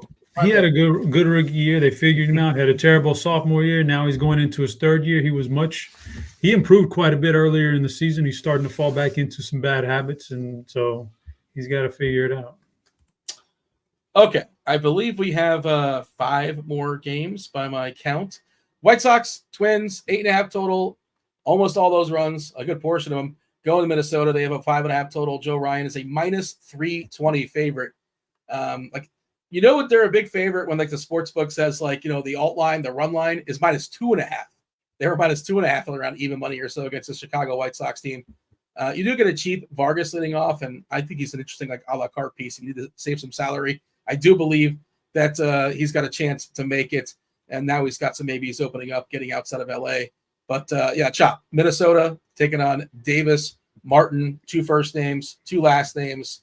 Where are you at as far as the Twins and the White Sox? Earlier today, somebody I was chatting with somebody, and they said we ought to just martingale the White Sox from here on out to win, because eventually they're going to win a game, and when they do, you're going to be. And then I looked at the Joe Ryan matchup, and I go, it can't be today. Like you just can't put your money on. You can't put your money on them today. Yeah, so I've got them down in the 5th category. I think they're terrible, and this is Joe Ryan. So and Minnesota, what's up? What I'm doing now, I'm checking the odds on this right now, because in baseball, it's still not high enough for me, Chop. Like they're like plus, 270 at the highest. Like I'm gonna need them to get to like something crazy, like plus 400 or something before I like start really looking at it. You know what I mean? And that's probably not going to happen. But it's going to have to get up there for me to consider putting a few duckies on. I'll consider them tomorrow when Crochet's on the mound or things like that. But I can't do it against Joe Ryan. Even though Davis Martin leads me today, I don't think he's a bad pitcher. I think Minnesota still wins this game. I got them in the 2nd category because they are a good offense, and I kind of don't know what to expect out of Martin, but the general numbers on him aren't bad. This Chicago White Sox losing streak, it's old enough to drive. It's old enough to get into an NC-17 movie. We're at 17 now. 17 is unprecedented. That is so bad. If you're martingaling it, you're already broke. You're already on your friend's couch like 7 games. Well, you don't martingale from game 1. You're kind of. You start the martingale. You started like when the losing streak is so noticeable that it's like 7. No, 8? It's like no, because they were still bad. That's nothing. Now you're at record-setting territory. Now you're starting to take notice, like we are, D. Now you're like, okay, how long is it? This is like when people started getting in on the Detroit when they were starting to hit like plus 1,000 to win. Remember that earlier this season, the NBA season, the Pistons were losing a bunch. Yeah. And they started hitting plus 11, plus 1,000, plus 1,100. Now everybody's like, oh, time to get in on this, Yeah. Thank you to Cam in the chat. Give me a heads up that Roth updated his weather, and he upgraded chances to play in New York, yellow, orange now. Go ahead and check that out. Read that in your chat at your own leisure. Okay. I believe we have, Mets and the Angels. And I do agree with those rankings, Dean, by the way. I thought you did. I'm sorry. Yeah. Oh, yeah. I agree 100%. 100%. Okay. Producer Steve is going to do his best to put the Mets all the way up top. He's going to do a little manipulation. Don't fall for it unless you really, really like him. You probably could. Blackburn taking on Tyler Anderson. He can't keep getting away with this. Tyler Anderson. Mets do have a team total of 5. Nemo is in there. Lindor, Nemo, JD Martinez, Alonso, Vientos, Iglesias, Taylor, Alvarez, and Bader. Will, this is your board. Where do you have the Mets and the Angels? Mets chewing chips ahoy, Angels, Mets, Milano or Oreo. So here's the thing. I don't think Tyler Anderson is great, but I think he could limit the Mets in terms of them having GPP winning upside today. And then in terms of Paul Blackburn, I feel the same way. Like, I don't feel like Paul Blackburn is elite, but I don't think the Angels are elite. But Paul Blackburn, I don't feel like he's good enough to completely shut down this offense, and thus they go in the mid category. We did get 2 more Spidey bombs. Josh Naylor, man, I love TJ's Spidey bombs today. Love Naylor today, and also Jazz. Jazz he's a showman, and he's in New York for his New York debut. 6-1. That is a pretty good number. Kind of buried a little bit in the lineup. Gausman, of course, tougher matchup, but you're getting a pretty good number at 6-1. Chop, do we agree? Do we disagree as far as the Mets and the Angels? Dean, that's the exact same place I had both these guys, even though with the Mets, it's weird. I have them in that third category, but, when I try to pick out individual hitters, not necessarily. When I'm trying to pick out individual, there's like 4 guys I highlighted from the Mets. Like there's like 4 really, JD Martinez, Alonso, Lindor, Vientos. Like they got some good individual hitters, but for some reason, I don't like them as a stack as much. So I got that's exactly where I got them. All right, 3 more games. No Dodger lineup just yet. I assume Freeman is still out dealing with the issue with his child. Best wishes there. Obviously, I saw a tweet the other day. They're definitely going through it. Hopefully, it'll come out all well and all good. But I assume Freeman is still not going to return from medical leave. We do have an Oakland lineup. It's kind of standard as expected. Chop, Dodgers, Oakland, Joey Estes versus Gavin Stone. Oakland has been hot lately, but I think Stone is good enough to suppress them. So got Oakland down there in the mint Milano category. LA, I'm putting up in Golden Oreo. Estes has his issues with I think it's left-handers. I'm gonna check my notes, but he's not nothing. He's nothing to write home. But low K rate, high fly ball rate. I'll take the Dodgers here. You got the Dodgers and Golden Oreo. Is that correct, Chop? Golden Oreo, correct. All right. Will, any issues? Dodgers and Golden Oreo, A's and Milano. Agree with the Dodgers. I'm a lot lower, I think, on Stone and Chop. I'd have the A's and the Chewy Chips Ahoy.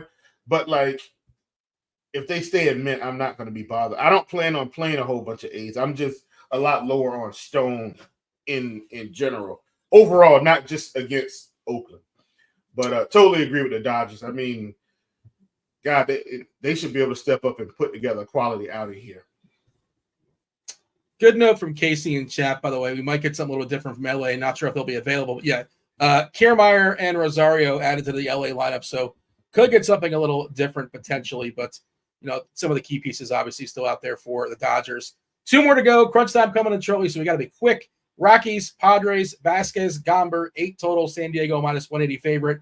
Where we putting the Rockies and the Padres, Chief? Yeah, I agree, producer Steve. I think both are Chewy Chips Ahoy. I don't really trust either of these pitchers.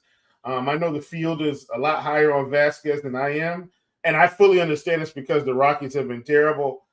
I trust the Rockies offense more than I trust Randy Vasquez, and that's saying something for me. So I do have them both in the middle. So we don't have to move them for producer Steve on my account. Chop, any issues besides your issue you probably have with Kirkwood in the chat? I'm not paying attention to Kirkwood. I'm trying to be a professional here. Yeah, I have Colorado a bit lower, and San Diego one higher, one lower. I actually don't mind the San Diego stack here against the lefty. I will agree with you. Let's move Colorado down to Milano and San Diego up to Golden Oreo. Chop, let's wrap it up. Philadelphia, the return of Brian Wu, Tyler Phillips, 8 total. Where are you putting the Mariners and Phillies? Seattle, not great. Phillips is good. Seattle's not good. I got him in 4. I could even go 5 right there. Philly's a little bit more interesting. Woo's not terrible, but he also has some things that are bad against him. Guess what? His numbers don't look very good against left-handers, and this Philly lineup is loaded with left-handed power. So I'm going to put Philly sneakily because nobody will play them. Those Philly left-handers are going to be in that second tier for me. Lineup just came out. They're in there. Schwarber, Turner, Harper, Bohm, Marsh, Realmuto, Castellanos, Stott, and Rojas. Any issues here, Will? Phillies in Oreo. Golden Oreo. There's more than Oreo. Yeah, we're good? Yeah, I'm good to go. Love that call. I don't think Wu was in there past anything near 80 pitches, over 80 pitches. So no. Love that call in the Philly. Well, if you have a couple props, feel free to fire them up. We're going to chop first because I assume he's ready. I'm not sure. You have a whole bunch of props probably. Pick out a couple of your favorites. Chop. The people want their knockers. They're demanding the knockers. They're demanding their BVP suggestion of the day. What do you got for them? BVP suggestion of the day. I got to roll with Juan Soto. I just think that he sees Gausman really well. I think the numbers stand by that, and they're a lot less likely to, like we talked about earlier, to walk him with the protection behind him in this lineup, as opposed to when he was seeing him in San Diego and Washington and stuff. So I think Soto's going to be the BVP suggestion of the day here. And the knockers, we're going a little 3-6, a little California knockers. Do you get some California love out there? Bogarts and Kim, Padres. I like that stack, and I like those guys against the left-hander. Oh, I wasn't expecting that. I was expecting Atlanta for some reason. San Diego's kind of surprising me, but all right. I assume, Will, you got a couple props for the people you like? Yeah, I got a couple. One of my favorites today is actually Jose Urey at 5 hits allowed. I actually want more than that. I think God, who are they facing? Let me go back. Yeah, I think the Red Sox are gonna put a little nice little outing together here. Same thing for Carlos Carrasco. He's at 5.5 hits. I took more than that one. I think Baltimore gets to him as long as he doesn't walk the whole world early. I think the hits show up.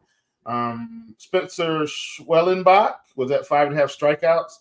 I do like that against Miami. Interesting fact, Spencer Schwellenbach, his K rate over the past 30 days, we were talking about the reverse of some of these other guys. His has actually picked up. So he's at 28% over the last month, which is definitely. I was eyeballing. He's actually hit that. He's hit that number 6 out of the last 7 starts. It's really good. Yeah. So I like that. Yeah, for sure. So those are, probably a few. Those are a few that I like. Let's just go with that. All right. Crunch time, knocking on the door. Derek Carty, TJ Zwarych, Chief Meteorologist Kevin Roth. Let's go ahead and bring it crunch time.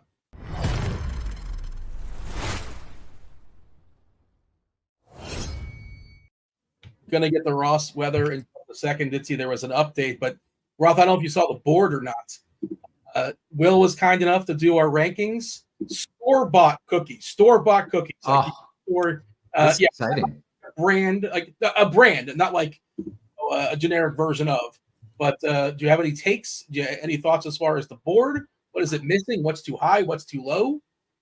I don't know what the hell a golden Oreo is, so that one threw me. And I actually love mint Milanos, but I can understand them being a little lower. So no gripes there. I think all in all pretty good, man.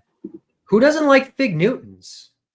I mean, compared to like Chewy Chips Ahoy, the general public's going to be way lower on Fig Newton than like Fig Newton. They're going to rank them every single day.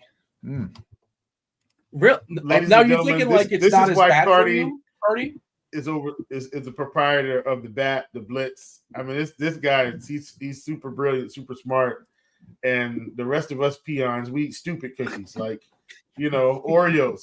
But if you see the Fig Newtons come, it's like brilliant people, right? Like they're like, hey, have a Fig Newton. Oh, that's true.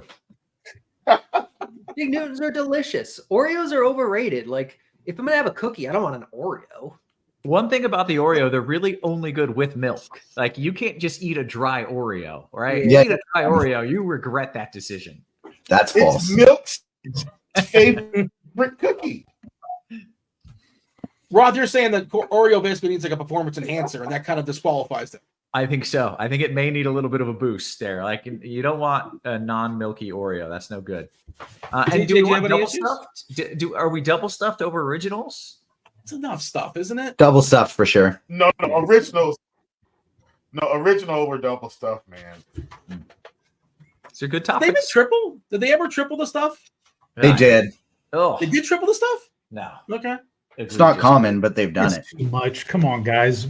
Our country is falling. Double stuff is from perfect. diabetes and cancer, and you guys want triple stuffed Oreos, and you wonder That's why. the thing. And you That's the wonder thing, why. though, is like I'm here in Put your Canada, right? face in Like a tank of asbestos, man. It's the same thing. Come on. double stuff here is probably whatever the regular is in the States. So That's probably true. All right. Anything else, boys, before we step aside and get out of here? Make way for Crunch Time, 11 Gamer. A lot to talk about. They still have like 40-plus minutes to knock it out. But, Will, we good? Anything else for the road? Good to go. Have fun, fellas. Carty, I think we'll be hanging out real soon. Can't wait. Yeah, can't wait. Almost football season. Yeah. Oh, is that a hint for the Blitz? Yeah, the Blitz is it ready yet, Carty? Is the Blitz fired up and good to go? Is it on sale? I believe it's on sale. Yeah, I got season-long projections out. Week 1 will come closer to week 1, but we're getting there. I'm excited for football. I'm sure we all are. Let's get out of here and make way for Crunch Time. Myself, Chop, Will, we appreciate you watching the first portion. Hit that like button. But again, don't go anywhere. 40-plus minutes, taking you all the way up to lock. Roth, go ahead and take it away. Good stuff. Welcome to it, ladies and gents. You know the drill. It's crunch time. Two of the sharpest minds in the biz. We're going to take you up to lock. We're going to talk pitchers. We're going to talk hitters. We're going to talk stacks. We're going to talk weather. We're going to talk home runs. And we're going to take your questions. And we're going to do it with some of the sharpest minds in the industry. We got Derek Carty, the creator and inventor of the Bat and the Bat X Enterprises. What up, Carty? Not much. Doing pretty well. Happy to be here. Good. Okay. I see you're on brand. You got your button-down shirt, looking sharp, looking suave, freshly shampooed, and ready to rock, custom shampooed. And we got TJ in the house as well, also on brand, hoodie, agents of fandom, just as expected, kicking it in the man cave. What's up, TJ? doing well. Did a whole bunch of work in the basement today, so got a few extra posters up here in the office that we added to it, and then organized all the DVDs and Blu-rays in the basement and put up some more posters down there, moved stuff around. It's all coming together. I'm seeing an Agents of Fandom poster in the background. Not just you got posters. Yeah, it's for when we get invited to conventions and stuff like that and have a booth. It's important to have posters up, and we got like our couple like comic shops sponsor us, and so we put their info on there as well, that kind of thing.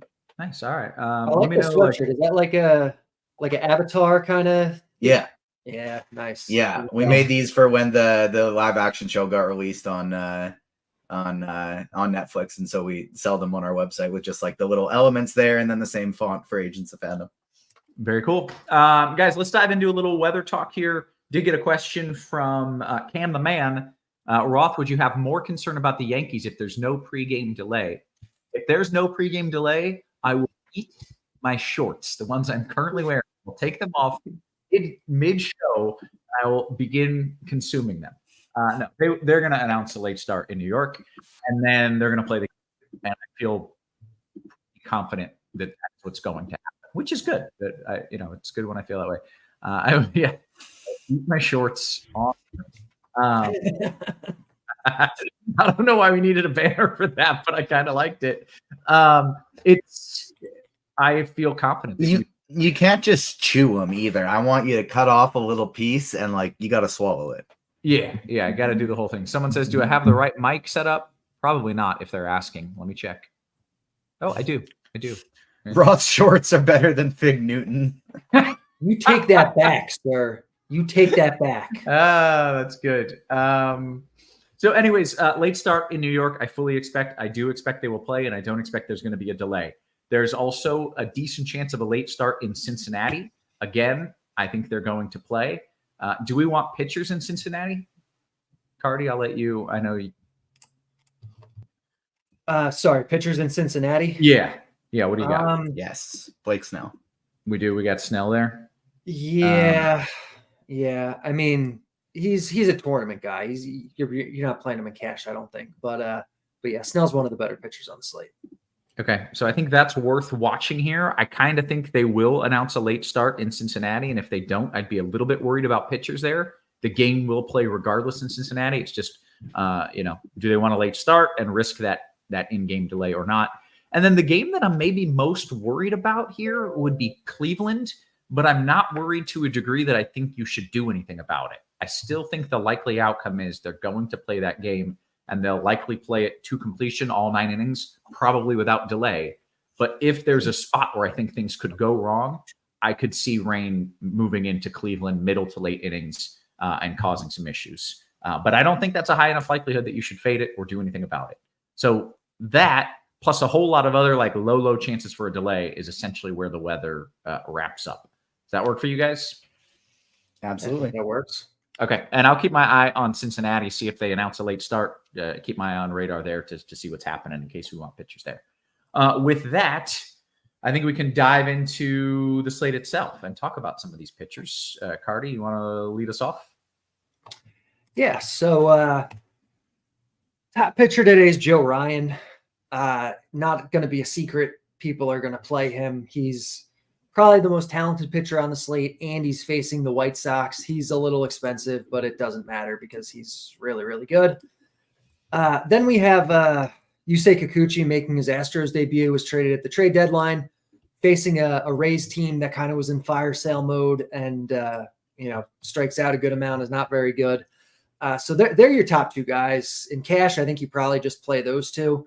You do have Blake Snell, though. The matchup is not as good for him in Cincinnati. Obviously, a really tough ballpark.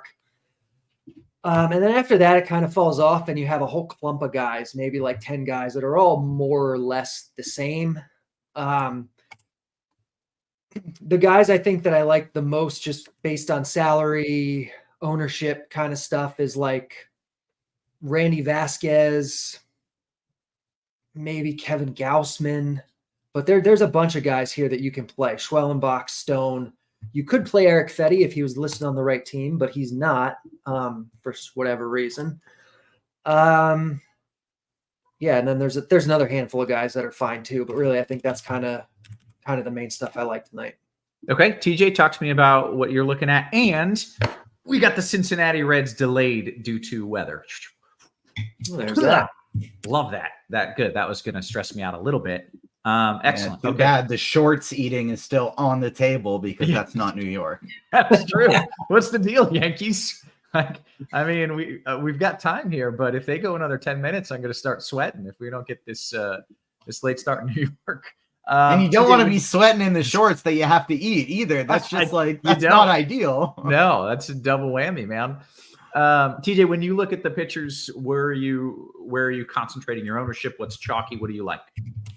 So we are 8 likes away from the next 2 Spidey bombs. We've dropped 3 of them already, and they are Jazz Chisholm, Josh Naylor, Anthony Santander, all going to hit home runs today. We get 8 more likes, get up over 200, and we got 2 more coming. In terms of pitchers today, I hit the X button on Joe Ryan for tournaments. I'm running 150 lineups because it's a huge slate, and he's 40% owned, and he's the most expensive pitcher on the slate. As long as he doesn't put up 35, I can live with it because I think one of these other guys cheaper are going to have as good of a game. So I'm going no Joe Ryan today, hit the full X for tournaments. From there, my next 3 are the 3 chalkiest guys. Kikuchi, Schwellenbach, and Snell are my next 3 highest owned pitchers.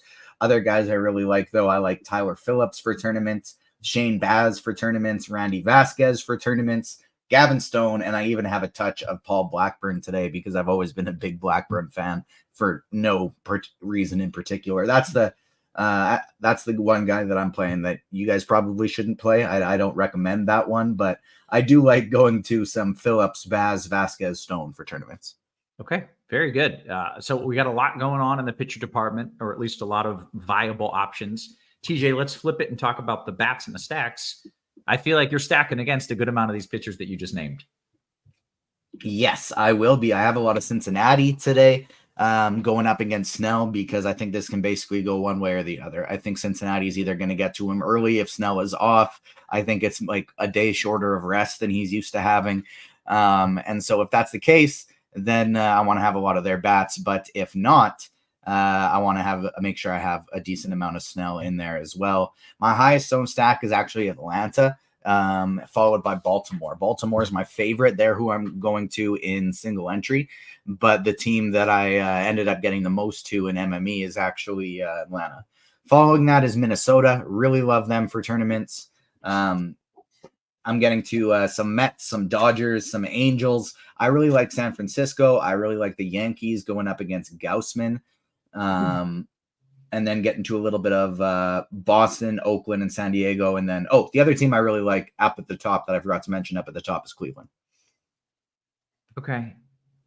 I'm sorry. I'm just seeing fig Newtons aren't considered vegan because they're pollinated by wasps. Am I getting trolled, Carty? Is this for real? It sounds for real. I'm not a vegan, but I know there are some kind of fine lines with like if animals are involved at all. Some people consider it not vegan. What about every flower? Is like almost everything is pollinated by a bee or by an animal, right? Or a lot? I don't know. Okay, sorry. I guess not like vegetables, and I don't know. I'm not an expert. Okay, I'm not either, but that blew my mind. And TJ, I'm sorry, I read that and then I kind of blanked out. Some vegans see a mutual relationship between wasps and figs as animal exploitation and ultimately animal consumption. They therefore avoid figs entirely. Most vegans, however, consider figs to be vegan and consume. Okay, so there are some crazy people who say that, and most people are not on board. It's not like they're forcing the bees. Hey, bees, go right. over to that fig. Do It's something. exploitation. I guess maybe they are in certain fig farms, you know, They could like be. maybe at certain fig farms they Maybe, don't but maybe treat the bees they just don't like treat the figs. bees well there. Yeah. All right. I'm sorry. We had to go over that. I needed to learn that. I feel better knowing that is not standard and that most vegans are okay with it. Carty, what are you doing? Stack. Devin says, can we get Ross some wireless headphones? I like these. These are reliable. They never cut out. They never die. I never have to reconnect them to Bluetooth. I will use these until I am like literally until you pry them out of my cold dead ears. I will use these. I don't know. They're just reliable. Carty, what are we doing stack wise, man? TJ kind of said it. We're like, this is a slate where nothing projects to be overly owned. Nothing projects to be overly better than anything else. You know, you can stack half the slate here. I think I like the Braves the best as well. I really like Baltimore. I like San Francisco, both New York teams. I think Cincinnati against Snell is definitely a good call. I would definitely have some of that. They're probably the one team where you can play that is not terrible and you're going to get some leverage. And then there's like another 10 teams that you can stack if you want. So that's stacks. Okay, very nice. Guys, we got to go around the horn. We got to talk position by position. We're doing great timing wise, so no real rush, but let's dive into it. Carty, you get to start us off with some catcher talk. I'm hoping the big dumper's on the slate because I know he's playable if he is. Big dumper is indeed on the slate. Fire him up. Fire him up. Let's go. Yeah, I think he's a good play, but I think there are better plays today. The guy that really sticks out is Sean Murphy for 3,200. He's really struggled this year after getting injured early in the season, but he's just too talented. The matchup is good. He's too cheap. So I like Sean Murphy for 3.2. Logan O'Hoppe, I think, is really good in the mid-range. And then you can one-off Raleigh. You can one-off Rutschman or play him in your Baltimore stack. There's not – catcher's actually kind of deep today. There's a number of guys that you can play. You can play Austin Wells, Francisco Alvarez, Patrick Bailey in those giant stacks I really like. So, yeah, catcher's pretty good today. Okay, great. Also great, we do have a late start in New York. As someone said. No shorts eating. Yeah, Alan says Yankees delayed, shorts are safe. Whew. All right, glad to see it. Again, I expect in case you missed it, I expect that game is fine. Cincinnati also late started. I expect that game is fine. Essentially, everything is going as forecast so far. So no real shakeups here. TJ, what are you doing at the catcher spot? Austin Wells is my top guy here for a fairly wide margin. I like him quite a bit. He has either as a one-off part of a Yankees full stack or a mini stack. Outside of that, it's mostly just guys I'm stacking with. Patrick Bailey, Will Smith, Tyler Stevenson, Sean Murphy, Kyle Higashioka, Logan O'Hoppe, Alvarez, Wong. It's literally just guys in stacks and Wells for me. Okay. Easy enough. How about first base? Oh, geez, I didn't realize Carty did short already. I wasn't prepared. Okay, I'm good now. Matt Olson, Spidey Bum number 4 is my highest owned first baseman today. Love him for tournaments. Love him to hit a home run. He's projecting for 4% owned. I really like Matt Olson as my favorite tournament play. Coming in second is Shohei Ohtani. Coming in third is another Spidey Bum, Josh Naylor. Really like the first base position today. I'm getting to a ton of Vlad as a one-off here. Pete Alonso, another guy I think is probably going to hit a home run. Spencer Steer, Seth Brown is a cheapie, Ty France is a cheapie, but Olsen, Ohtani, Naylor, and Vlad are my big 4. Okay, very good. Your thoughts on first base, Carty? Similar guys. Olsen, Ohtani, Vlad are great. I like Bryce Harper a lot today. I think he'll probably come in a little lower owned than some of these other guys at the high end. So I like Harper quite a bit. Mm-hmm. As always, I love my Frenchman, Jacques Berger. He's too cheap for how good he is where he hits in this lineup. Park upgrade out of Miami. I think he's great today. And yeah, Alonso on FanDuel for sure. I think that stupid nickname started because we started calling Langoliers Langelier, and then we just started calling everyone French, and now he's just Jacques Berger, and it's dumb, but I like it. I really do. Carty, what are we doing at second base? Jazz Chisholm's going to be our top guy here on FanDuel, at least, where he's like eligible at 6 positions.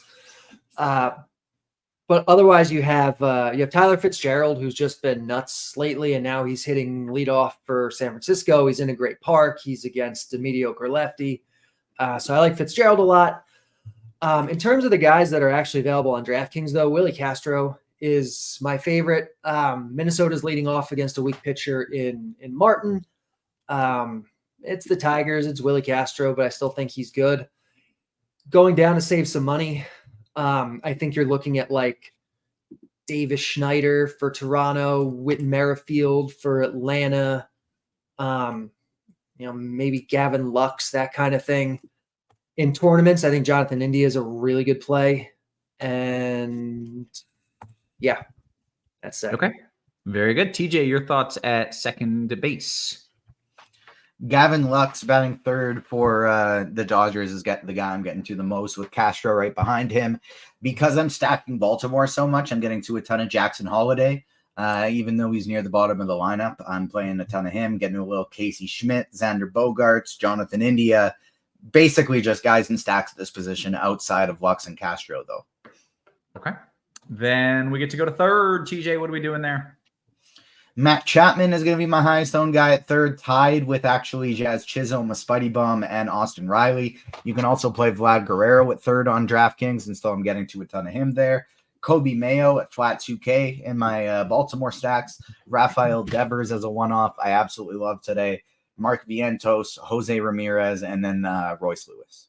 Okay. Carty, your thoughts at third?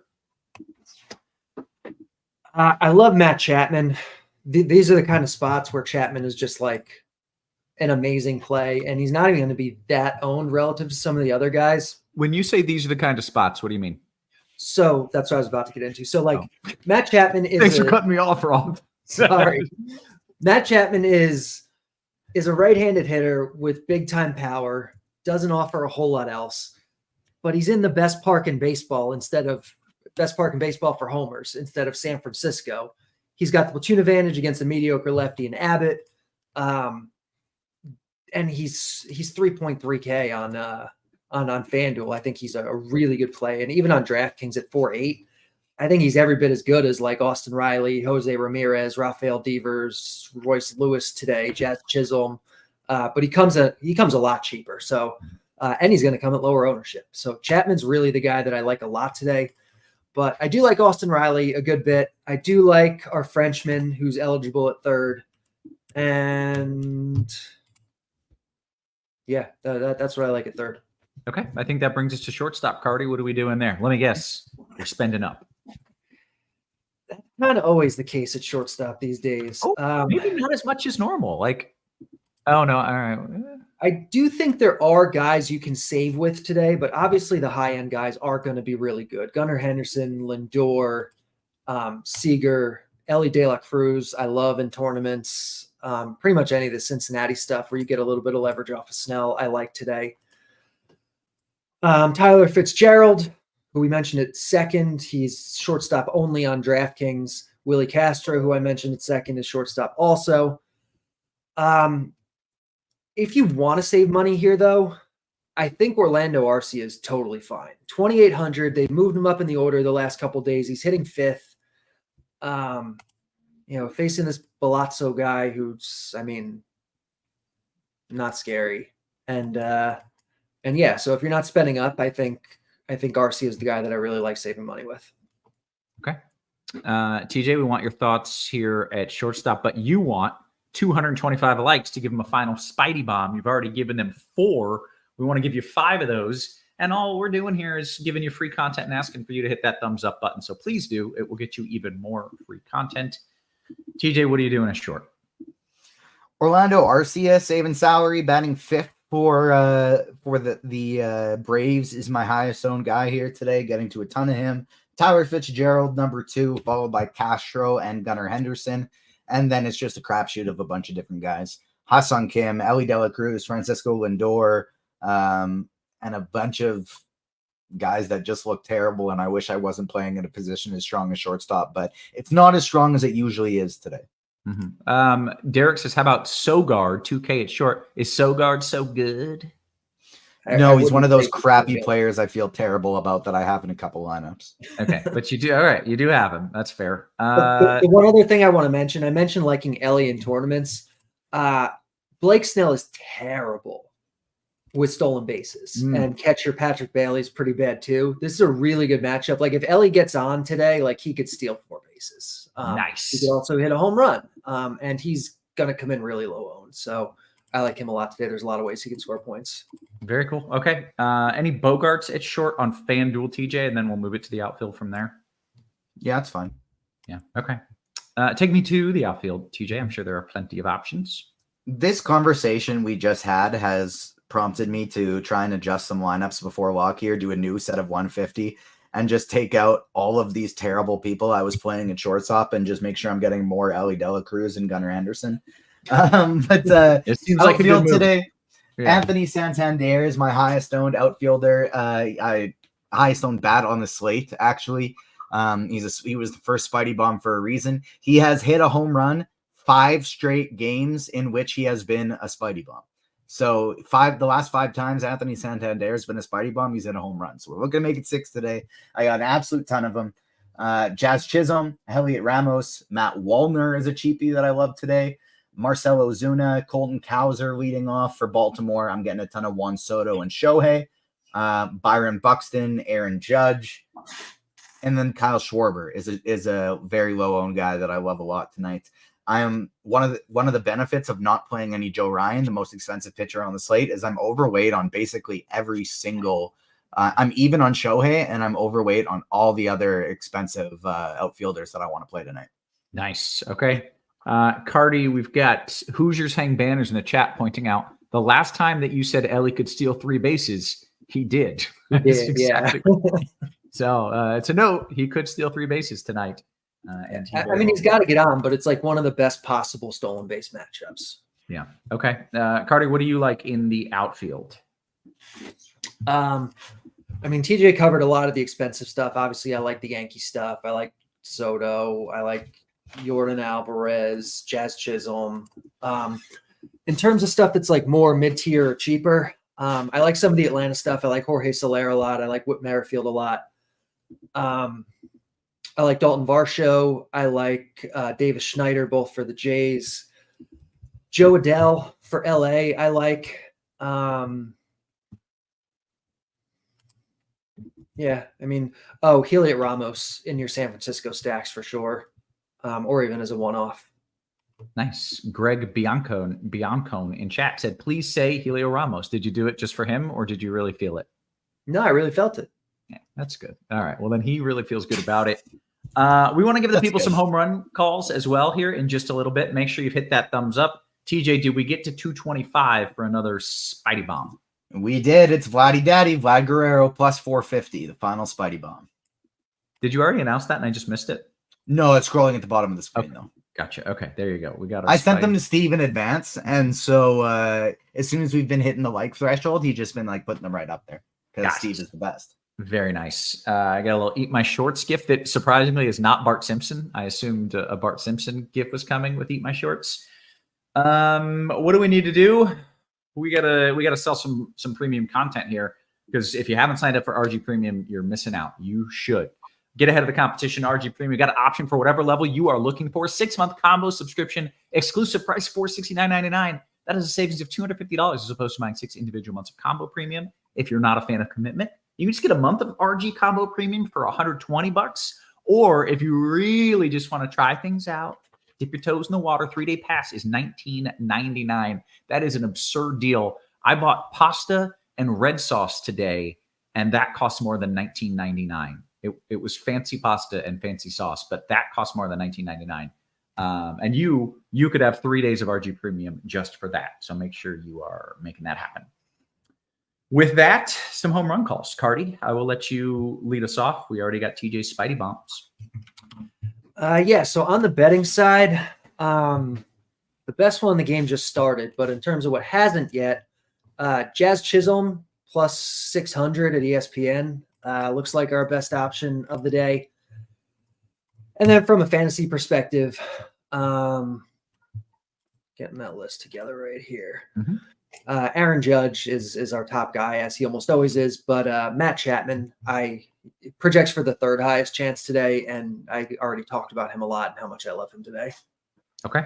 TJ, you blessed us with 5 Spidey Bombs. Do you have another guy who's just kind of like, it's just thoughts up there, it's bubbling, and you just want to say his name?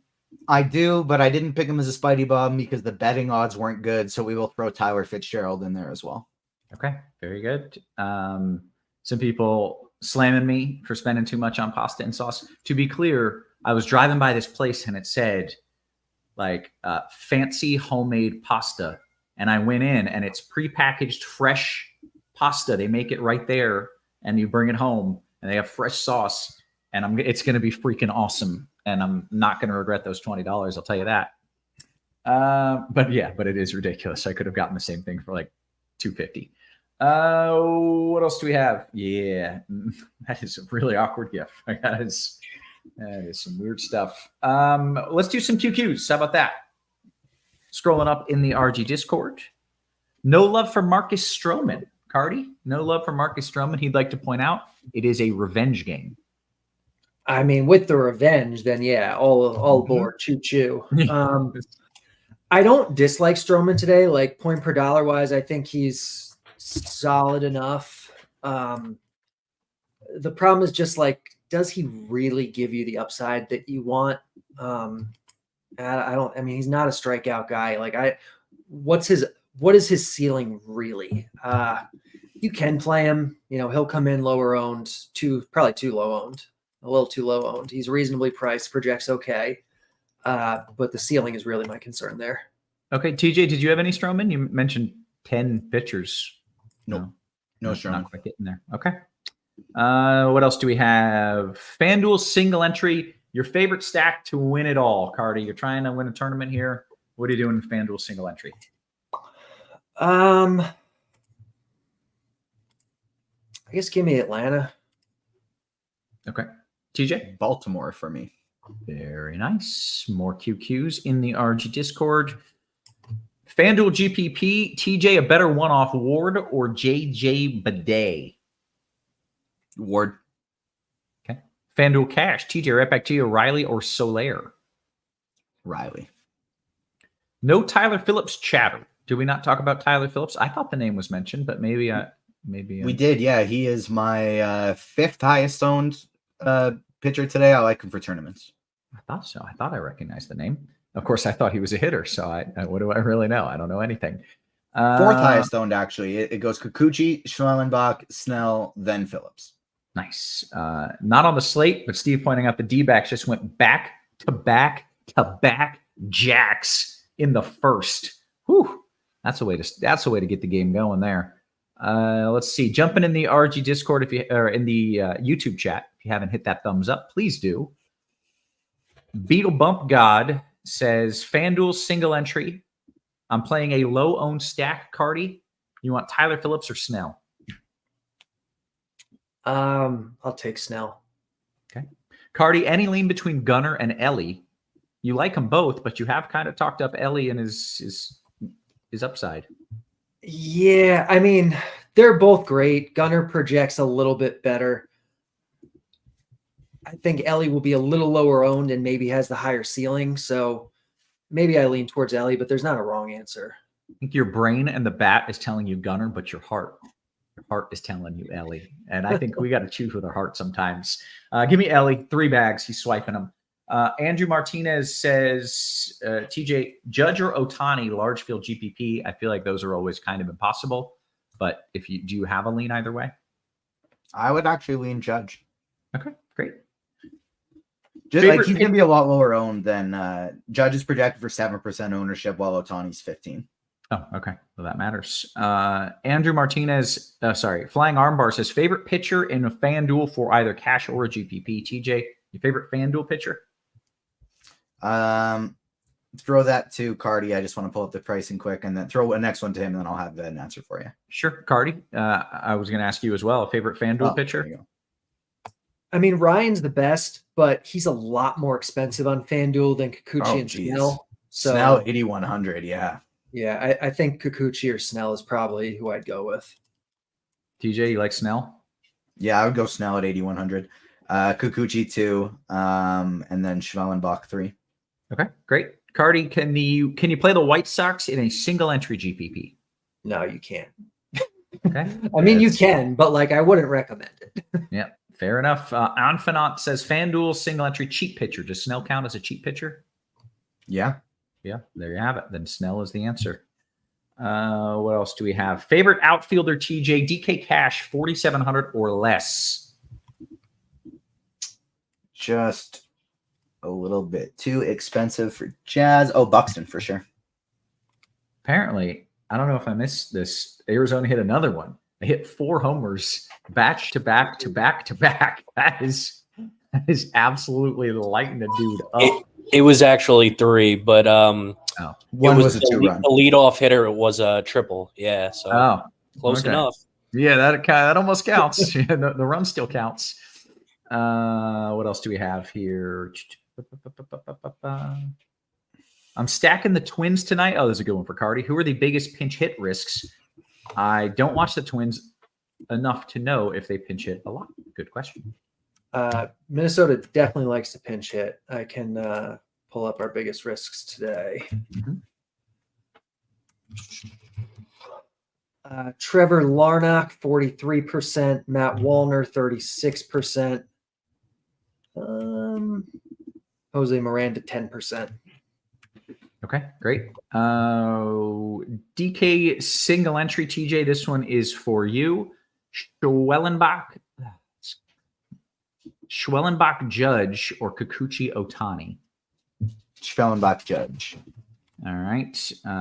Just trying to get a tweet out, and I'll give you guys an update. Again, the only game that I have any real concern about is Cleveland, and I still think if we see anything there, it's mid-innings or later, and the likely outcome is everything just holds west, and it's no innings. It's after the game. But that's the only game I think where things could potentially go wrong.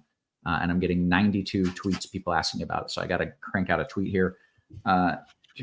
Tovar went 0 for 4 last night on his birthday. So should he homer today for last night's birthday? There's no way he went 0 for 4.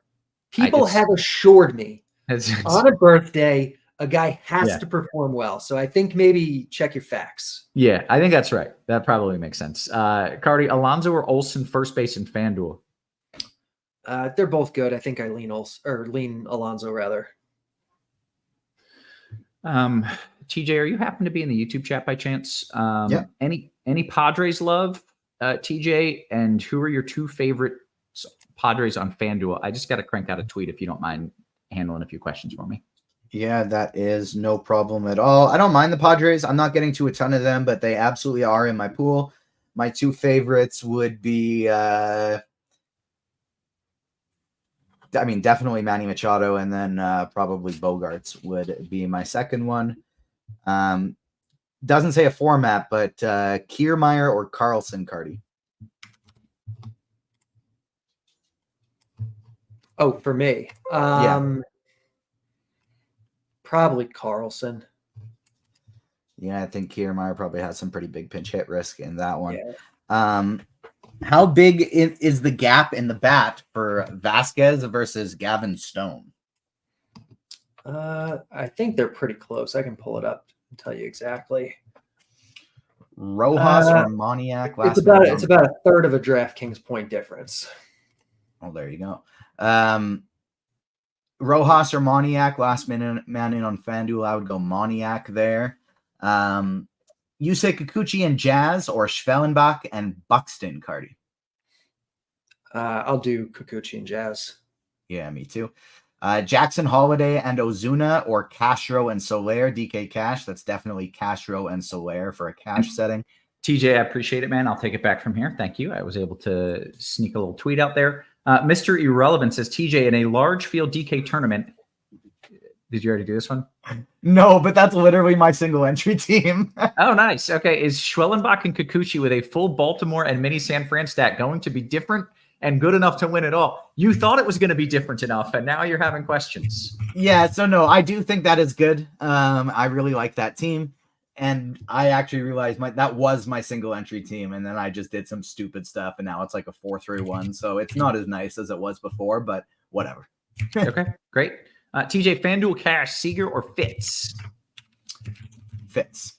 Okay, great. Jumping back into the RG Discord, we got a few new questions being in there. We got a few new questions being in there. It's good. Good English, Kevin. Let's see, Carty. I just saw that Carrasco is kind of reverse splitsy. Should I be concerned that my 5-man Baltimore stack is mostly lefties? That's a good question. So the bat does not project Carrasco as a reverse splits guy when it considers arm angle and pitch mix and historical stats. So it's also Carlos Carrasco. So really, you don't have to worry about anything. Okay, that is a fair point. FanDuel single entry, Carty. Any interest in an Oakland stack? I think it's too cute tonight. I don't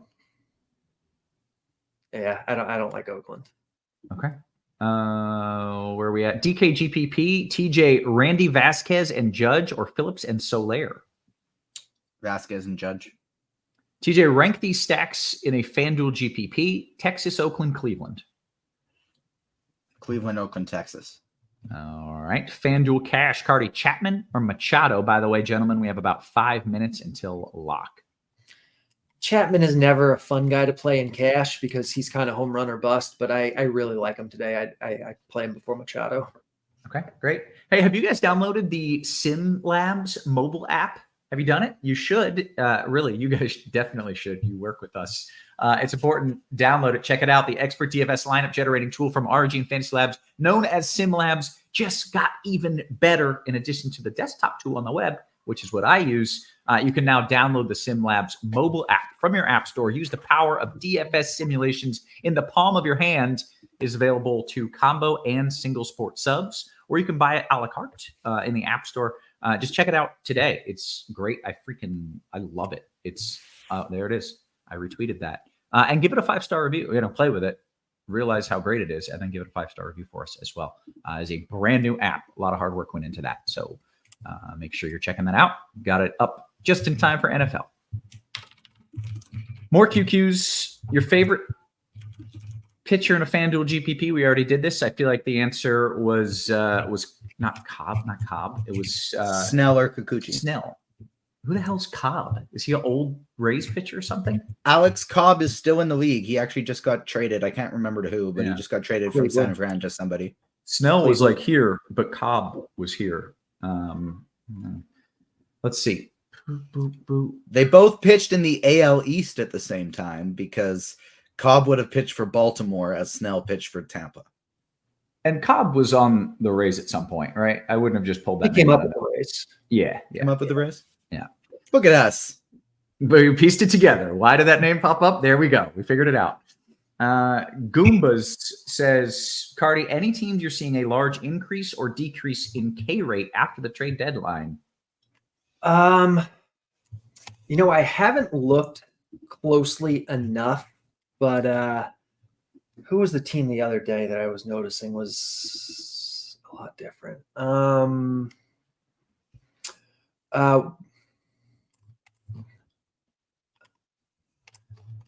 You know what? It looks like San Fran is actually super strikeout heavy. I guess yeah, they have a few new faces, Cano, Luciano, Encarnacion. So yeah, I guess San Francisco. I'm sure there are some, but I would really have to look. Okay. By the way, Cardi, are you serious? Do you really have the phone sitting on the Sox like we talked about? I do, yeah. I'm so proud of you, man. I'm so proud of you. Look at that. I thought something was off when I didn't hear. Hey. All right. What else we got? We have like 3 minutes until lock. Scrolling down a little bit here. Okie dokie. DK single entry. Schwellenbach Adele. TJ's for you. Schwellenbach Adele or Vasquez Soto? Vasquez Soto. Okay. Who is Balazzo, Atlanta? Cardi, who is Balazzo? He's the guy that's pitching. That's the brand of sauce and pasta you bought for more than $19.99. Yeah. It's is it also the fancy casino in Vegas? What's that? The Bellagio? Bellagio. Yeah. Oh God, I'm an idiot. All right, we're 2 minutes away from lock. I'm struggling here. If you have any questions, they can be about baseball, they can be about food, or they can be about the fancy pasta that I bought, and I'm very excited to try. Those are the options. That is food, I guess. Which is not food, yeah. It's been a long category day. than food. It's been a long day for your boy over here. TJ, I look all day to find you in tournaments on DK. Where are you, sir? This is from Chu Cheng. Where I MME the mini max, and then I do single entry in the big 50K to first contest, the 121 and the $50 and the $25. There you go. Cardi, who is higher owned, Schwellenberger or Kikuchi? I can double check. I'm pretty sure Kikuchi. Yeah, Kikuchi. Great. Better one-off in a FanDuel GPP, TJ, Buxton, Riley, Soler. I'm stacking Cleveland. Buxton, Riley, or Soler. I would probably go Riley. I think the correct answer is Buxton, but my heart's telling me Riley. You got it. We're listening to our heart today, guys. What else? We got one more. Cardi, FanDuel GPP. How would you stack the Yankees? They probably use their good hitters, Judge, Soto, something like that. It's a good start. Is there anything cheap there that you can do that works? Verdugo's pretty cheap, and he's leading off. I'd probably have Austin Wells in my catcher spot, and that gets you the top four of the order. If you need a fifth, I'd probably do Jazz, but you don't have to overthink it, really. It's not like the kind of night where they're going to be super high owned and you need to make it different or anything. Like just play the guys. Yeah. All right. We've got two pasta questions that we hit lock. So let's do it. Marinara or Alfredo, Cardi? It depends on the situation. I like them both. It depends kind of what the dish is. If it's just pasta, it depends on the mood too. There's not a right answer. Yeah. Alfredo is just so heavy. It's like Alfredo is my answer for sure, but it's tough because it's terrible for you. It's so heavy. It's exactly like you said. Like if I want something a little lighter, then I want the marinara. Yeah. They both need to be in the repertoire. Yeah, we're in agreement here. As a one-off, give me Alfredo, but consistently marinara. And then what is the max? I love this question from Grant. This will be the final question tonight. What is the maximum amount you would pay for pasta if it were guaranteed to be the greatest pasta you have ever had? What is the most you would ever pay for pasta if you knew it was going to be the greatest pasta of your life? I think $100. I think I would, like at a restaurant, I would pay $100. If I had to cook it myself, I don't know, $25, $30. I don't know. Carty, what do you think? The best pasta you have ever had and will ever have. What would you pay for it?